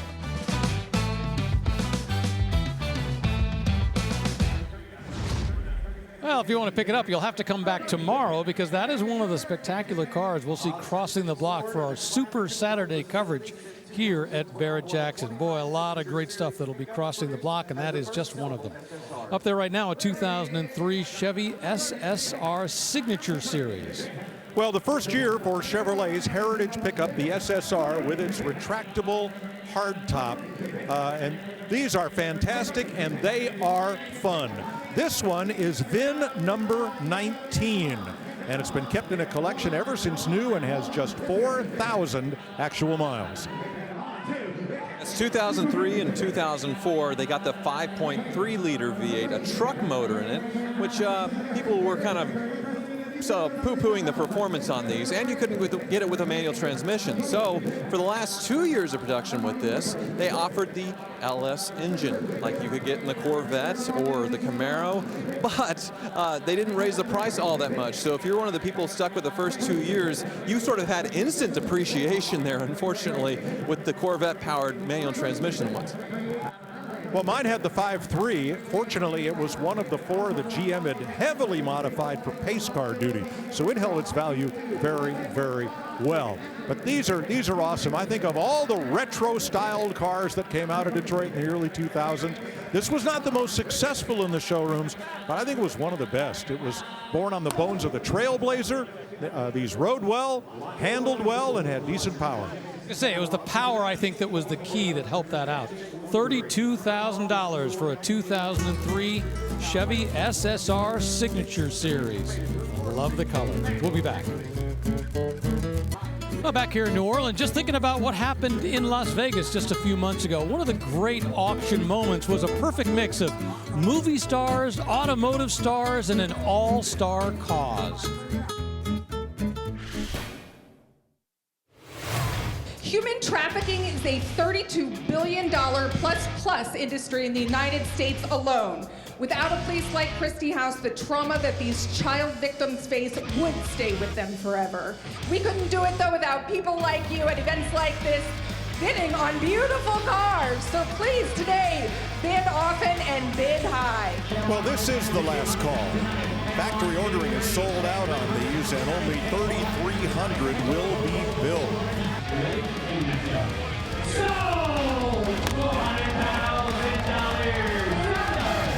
Well, moments ago, we saw this 2023 Dodge Challenger SRT Demon 170 sell for a great cause, for Christie's House, $400,000. But then the gentleman who bought it, he whispers back into the bidder's assistant ear, says, let's do it again. He donated it back.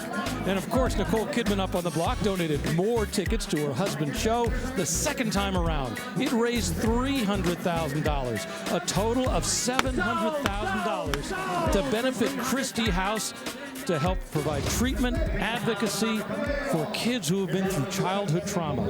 An impressive moment here at Barrett-Jackson. Now, that was 3 months ago in Las Vegas. Tomorrow, you will see this car, a hot rod, nicknamed Honolulu Lulu, going across the block. All the proceeds will go to benefit an organization called Samaritan's Purse, which is helping the victims of the Maui wildfire. So once again, that's going to happen tomorrow here at Barrett-Jackson in New Orleans. Just another example of a great car selling for a great cause being helped by the Barrett-Jackson organization. Up on the block now, this is the car that April previewed for us, that pink 1955 Cadillac Series 62. 331 cubic inch V8. This is not Playmate pink. It is not Mary Kay pink. There's ties to Elvis, as was explained earlier. But it's a pretty car, and it's beautifully done.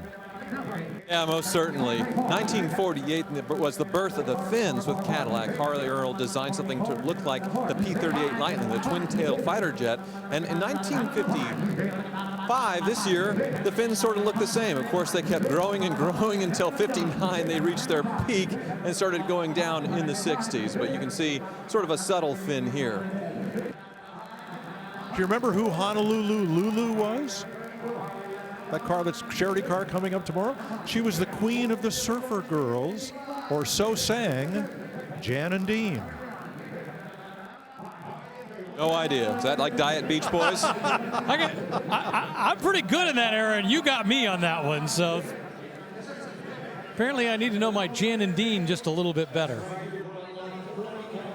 I like this with the side mount spotlights here, which can be operated from the inside and aimed. There are dual ones. Of course, the driver would use the one on the left. And you see that item right inside the windshield next to the spotlight? That's the electronic eye for the self-dimming headlamps, something that Cadillac pretty much premiered and is now throughout the auto industry. Well, fists in the air. Congratulations to those two right there. $34,500 for that 1955 Cadillac Series 62. Now, before the cars sell every day at Barrett-Jackson, they sell the automobilia, just the fun stuff, like this 1950s Dr. Pepper 10-cent coin-operated soda machine you might have found at a gas station, sold for $10,500.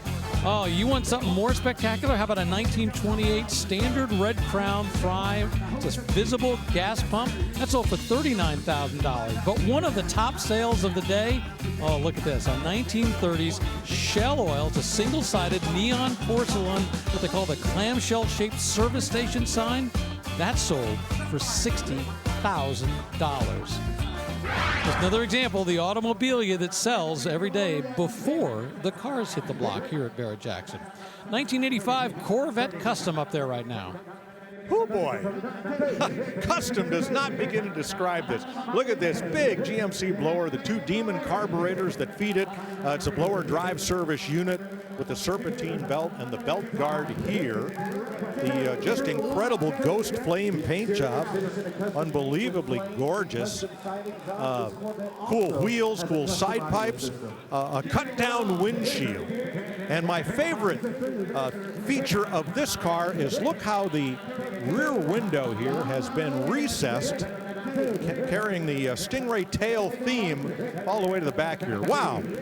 You know, this looks like a real-life, full-size Hot Wheel to me. It's something I would have had when I was a kid, the crazy blower, the ghost flames. And one thing I just noticed, look at the side view mirrors, or the lack of side view mirrors. Instead, they're little cameras, so they must have integrated a screen in there somewhere for your mirrors. Just so cool.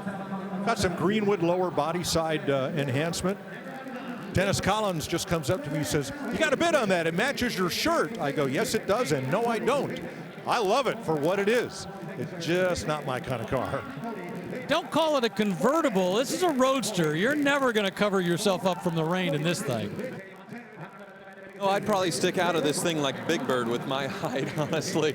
I'd probably eat a few bugs in my teeth. But this one, still pretty stock in the interior when it comes to the dash and the gauges and all that. I'll tell you what, got love to the point of $40,000 here at Barrett-Jackson for that 1985 Corvette Custom. I'm going to call it a roadster, officially a convertible, but we'll call it a roadster. Here's a car that's coming up, and boy, this is probably the wildest thing you're going to see cross the block today. It is a 1979 Lincoln Continental. Well, it started that way. Now it is a Mark V Custom. They call it the Arrow. Oh, baby.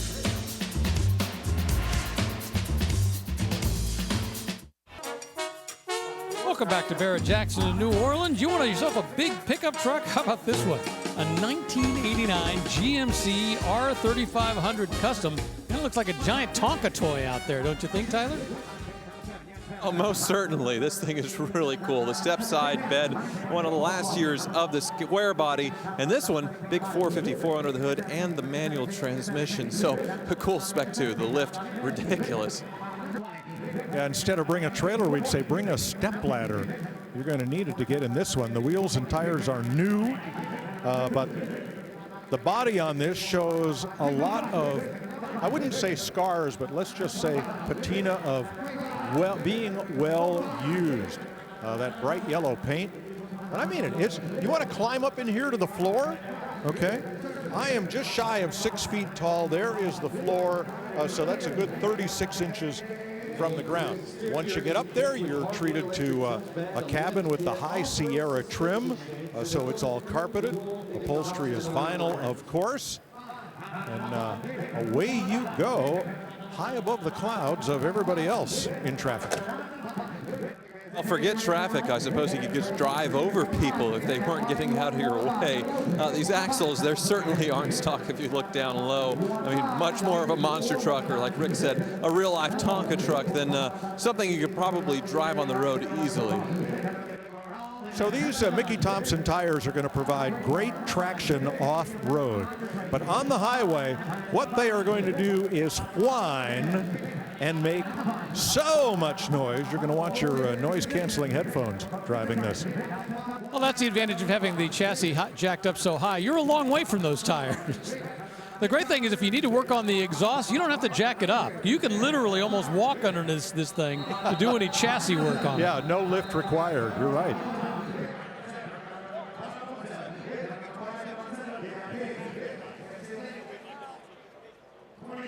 Now, the step side bed, to me, it looks like it's out of something older, maybe from the 70s. I'm not sure if they were still offering it in 1989 with the square body as they were getting out of production. You can see it has the old school latch on the side there, and when you pull it down, once again, let me jump and see what's in the bed. It's a wood bed, so yes, it is most certainly vintage. Yeah, some oak in there. And the consignor points out this is an electric tilt bed. So it'll tilt back. So, I mean, you've got some utilitarian. Tilting is the only way you're going to get in there, I think. Away it goes to a new owner. Let's check in with April Rose. This is beautiful, Rick. 1962 Bel Air bubble top. You see the humongous rear glass and small pillars. There's no B pillar here, so there's a wide open look when you have the windows down. This is such an iconic ride. Come on up front. You got the 409 call out right on the front fenders up here, and there's actually a cutout in the headlight right there that feeds air into that beautiful rebuilt 409 with dual carburetors. And I like how even attention was paid to the details on the gold anodized hood hinges. This is really well done. Now take a look inside. This is such a classic. In the 60s, you would see stuff like this in diners. It actually has a few custom touches, though, with the Stuart Warner gauges and the Hurst shifter and the column-mounted tack. This is a very well-done restoration. You got the drag slits in the back. I mean, this is to go straight and fast. The bubble top is such an iconic car that looks even better than the day it was born, Rick. All right, thanks a lot, April. Now, what's interesting is that car will cross the block Saturday, and it is part of Barrett-Jackson's fantasy bid game presented by Dodge. Now, you'll want to register to play right now. Terms and conditions apply. You must be 18 to play. Just visit promo.barrettjacksonfantasybid.com for official rules. Who knows? You could walk away with the grand prize, a 2023 Dodge Charger. All you have to do is guess it right. And remember, if you guess all 12 of them right on the nose, well, then you'll get the perfect 12 jackpot. So plenty of ways to win, but you just have to play. 2011 Jeep Wrangler Custom SUV up on the block right now. Wow, big, huge Atturo trail blade tires on Moto metal rims that have the look of having beadlocks and may well be that. So you can run really low pressure in these on this highly modified Wrangler. $20,000 for that highly modified 2011 Jeep Wrangler. Away it goes, and we will come back to Barrett-Jackson in New Orleans.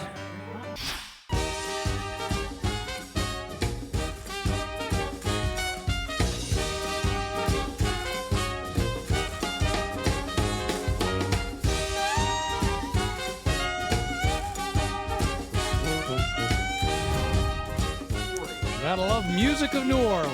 We love every moment of being here, between the music, the food, the scenery, and of course the cars here at Barrett-Jackson. 1972 Toyota Land Cruiser FJ40 up on the block. Now, this is a very stock-looking FJ Cruiser with just a few little touches. Of course, the black wheels and the white sort of the Stormtrooper look with it. But if you look inside and out, stock ride height. It also has highway tires on it, something that you don't see very often anymore. So you can actually cruise down the road with this without too much noise. I'd probably put some off-road tires on it personally rather than these hybrid tires here. But a beautiful looking Land Cruiser.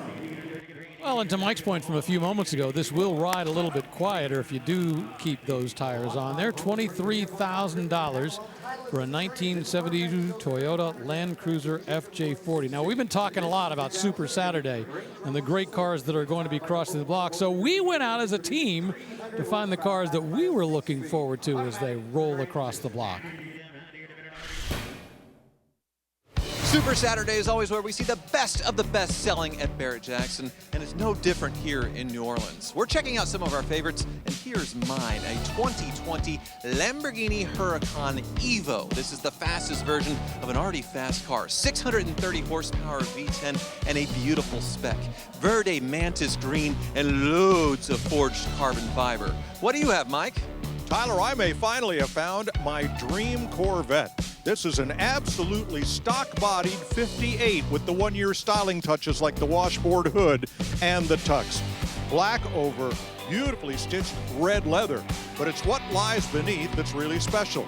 It's an Art Morrison chassis, C7 independent front and rear suspension, an LS3 small block with individual fuel injection trumpets.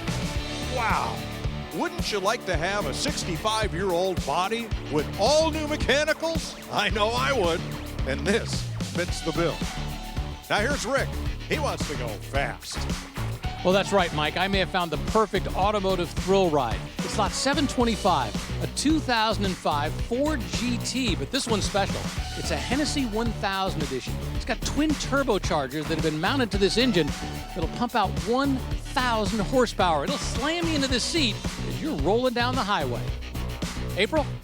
Thanks, Rick. Talk about variety. Check this out. 1954 Chevy Custom Pickup. It's got the original factory 5-window body, stunning gray metallic finish. I mean, every detail is pristine. And the heart, an LS2 all dressed up to look like a vintage small block. This is truly art, and it proves there's something for everyone here on Super Saturday.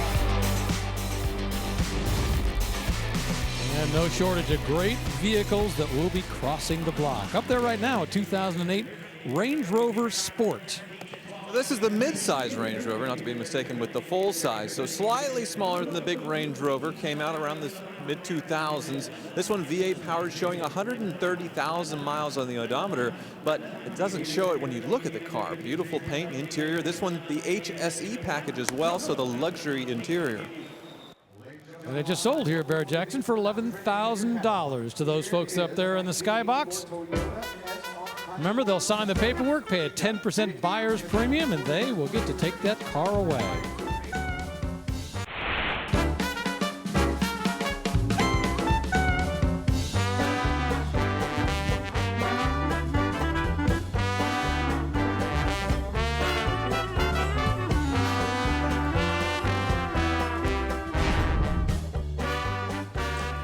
Here in New Orleans, up on the block right now, a 1995 Ford Bronco.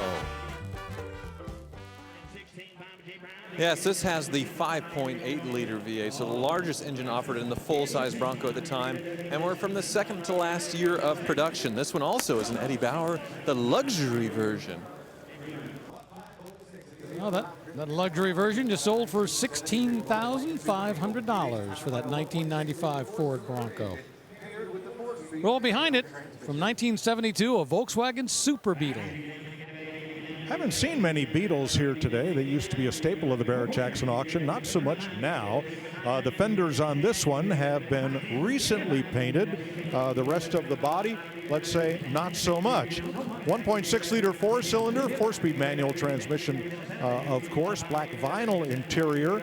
The roof rack was said to have been sold with this car when it was new. Day 2 mods include polished wheels, a wood grain steering wheel, and an upgraded sound system. But it's not just any Beetle, it's a Super Beetle. Here it comes. What does that mean? Well, a little bit wider and longer, so a wider Beetle. It's hard to tell the difference. And also it got a more refined suspension, so this thing would ride better. They were getting more competition with the Beetle in the 1970s with other small cars offering more room, more luxury for about the same money. So Beetle tried to make theirs a little bit fancier. MP Wheels, that was the name of the company that sold these alloy wheels, 15-inch. The knockoffs in the center are superfluous. It's the bolts that hold them to the hub. Big rear window, big tail lights. Everything about the Super Beetle was just a little bit bigger.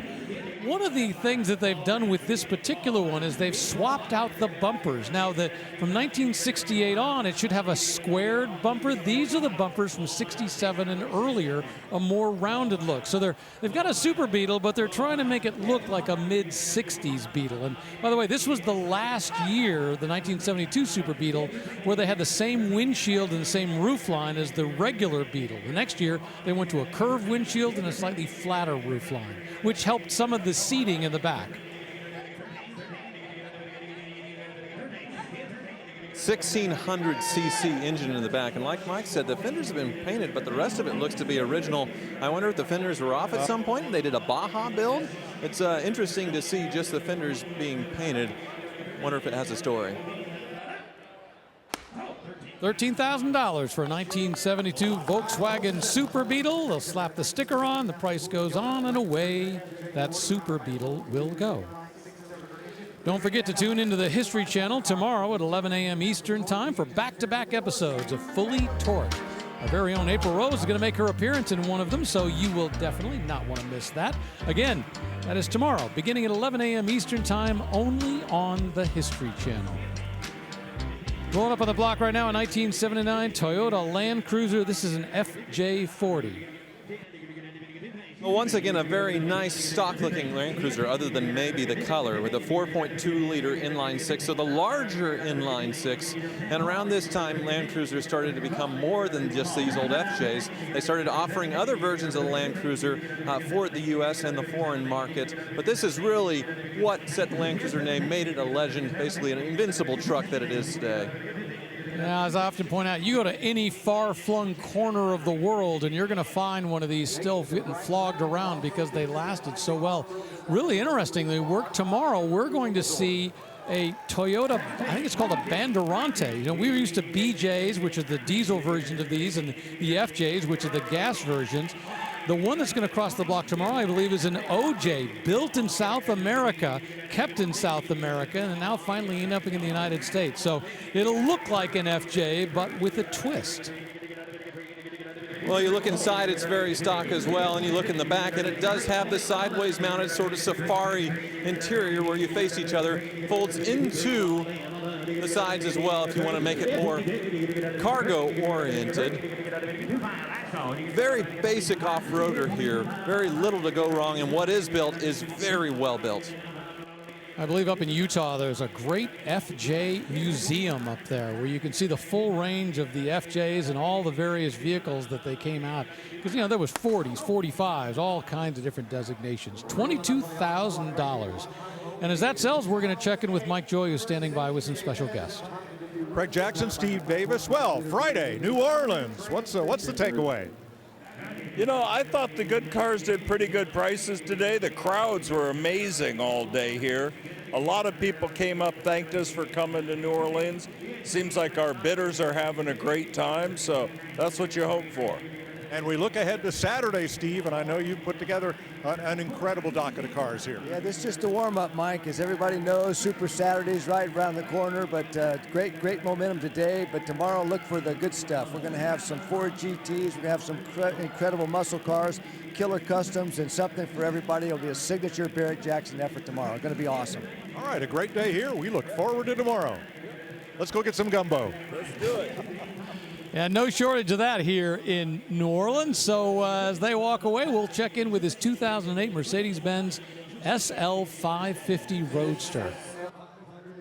So there was a refresh of the 230 SL in 2007, and they went from being 500s to 550. They got a slightly larger V8, but quite a bit more power on these. A good boost. Visually, not that much difference, just some subtle changes and upgrades. Nice refresh, though. Really nice metallic gray over stone interior. A clean vehicle history report and brand new tires on this car for the sale. Retractable hardtop and retractable rollover bar as well. So this one does have heated and ventilated seats, which is a nice touch.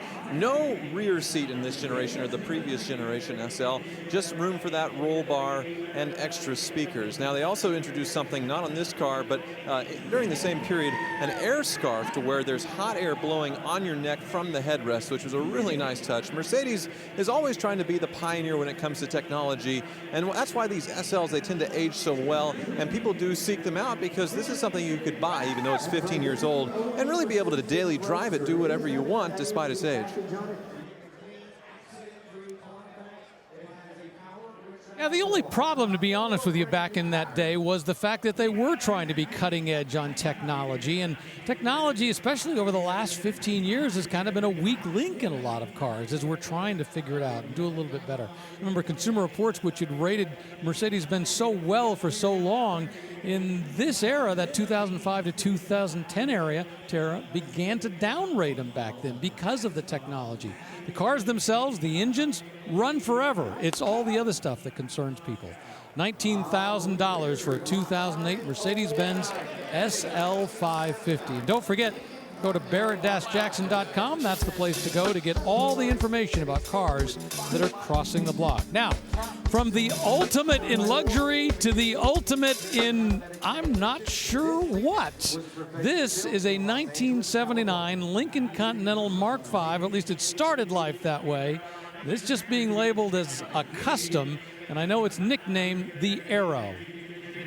Words just absolutely fail me. So we're going to talk to J.D. Pass. He has a huge car collection called The Vault, and I'm not interested in why you're selling this. I want to know why you bought it.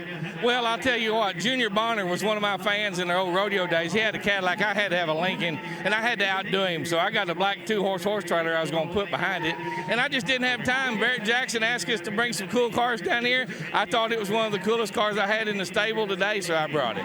What happened when you put the horse trailer behind it, though? Oh, I never got to get it back there. I got the horse trailer painted, so I'm kind of halfway in the middle of things now, and I'm selling the car without the horse trailer. Oh, my goodness. There's a man without a horse trailer. Right. Without a horse trailer. We got no car. Got a horse trailer, no car. All right. Good luck, JD. We're all pulling for you. $19,000 for this incredible custom Lincoln that has been, looks like it's been on a rack and been stretched at both ends.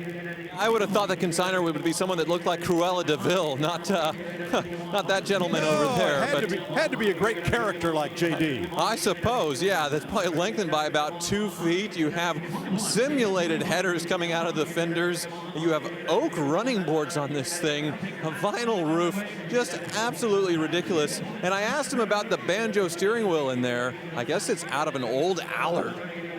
Wow. You know, it's interesting because everything's been stretched about this. And you look at that vinyl top, if you look inside, you can see the old roof line of that Lincoln Continental. You can see how it's at a diagonal. And now they've stretched it out and put that flat back out there. So I'm not sure what they were thinking when they built this. I'll tell you what's been stretched here is reality. I mean, in what parallel universe does this car exist? And yes, those big cord-like exhaust pipes sticking out over the front fenders. Fortunately, they're not going to burn anybody. They are non-functional. The running boards are functional. This is just all but indescribable.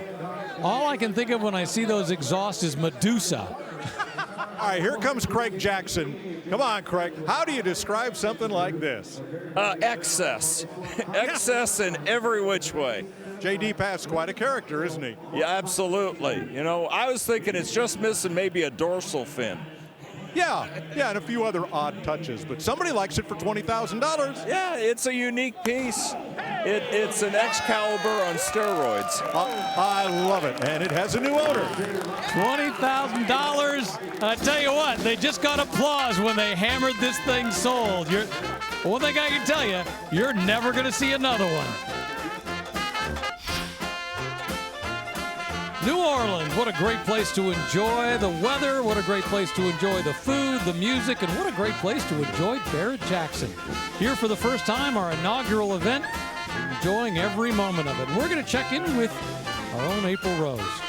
Hey, Rick, right now I'm with a beautiful truck that's going across tomorrow on Super Saturday. It's going to be so spicy with this girl, 1972 K5 Blazer. The values just keep on going up with them. Now, this one has some serious power. You see that new LS3, 430 horsepower, automatic overdrive transmission, and it's got a 4-inch lift with Fox shocks, 17-inch tires, and those sweet Mickey Thompson wheels. And hey, check this out. The running boards, they automatically come out when you open the door. How sweet is that? Now, inside is just the best with that throwback houndstooth interior, all digital gauges, Bluetooth flat screen, full custom roll bar. I mean, these are so fun.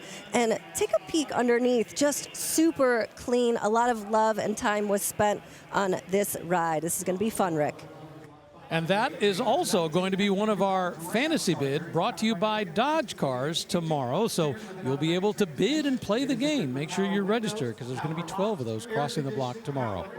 Up on the block now, a 1992 Dodge Ram Charger. Well, the Ram Charger was Dodge's answer to the Ford Bronco and the Chevy Blazer. It had the front end of a Dodge pickup and then a two-door utility body added to it. This one looks like it has been lowered a bit. These were famous for having a rough ride and lousy gas mileage.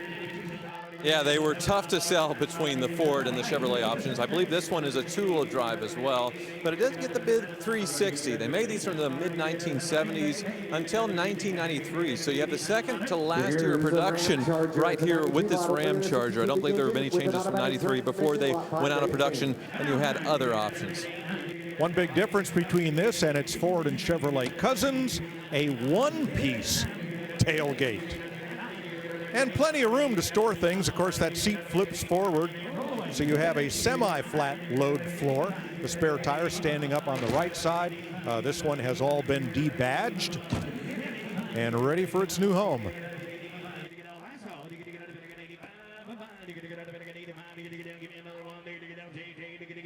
This was one of those vehicles that was built because dealers demanded it.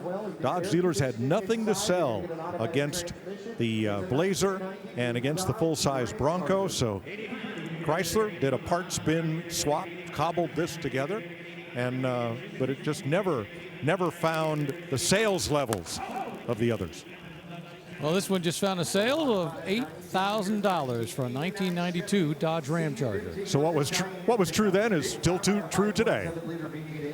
All right, check out the top sellers for Friday at Barrett-Jackson. Number 3 on the day, a 1969 GMC 2500 Custom, nicknamed Chili Pepper. It sold for $75,000. Number 2 sale of the day, a 1966 Chevelle SS, 427 cubic inches under the hood. Beautifully done. It sold for $83,000. But the number 1 sale of the day, I think it pretty much surprised everybody. A 1947 Bentley Mark VI Saloon. We have the full history of the original owner all the way to today, and it hammered sold at $89,000. Quite a variety of stuff. Pickup trucks, classic iron, all kinds of great things crossing the block here at Barrett-Jackson on Friday, including that Bentley Mark VI Saloon. Up on the block now, we've got this Chevy pickup truck. Don't forget, go to barrett-jackson.com for the full list of cars that are sold, even the cars after we go off the air. And what a day it's been here in New Orleans. It's been a pleasure bringing this inaugural event to you, and it's going to be even better tomorrow on Super Saturday. It all starts at 1 p.m. Eastern Time on the History Channel, and we'll be here for 5 straight hours. So, for Mike Joy, April Rose, Tyler Hoover, I'm Richard Brule. We're thinking about Steve Magnante, and we'll look forward to you riding along with us on Super Saturday.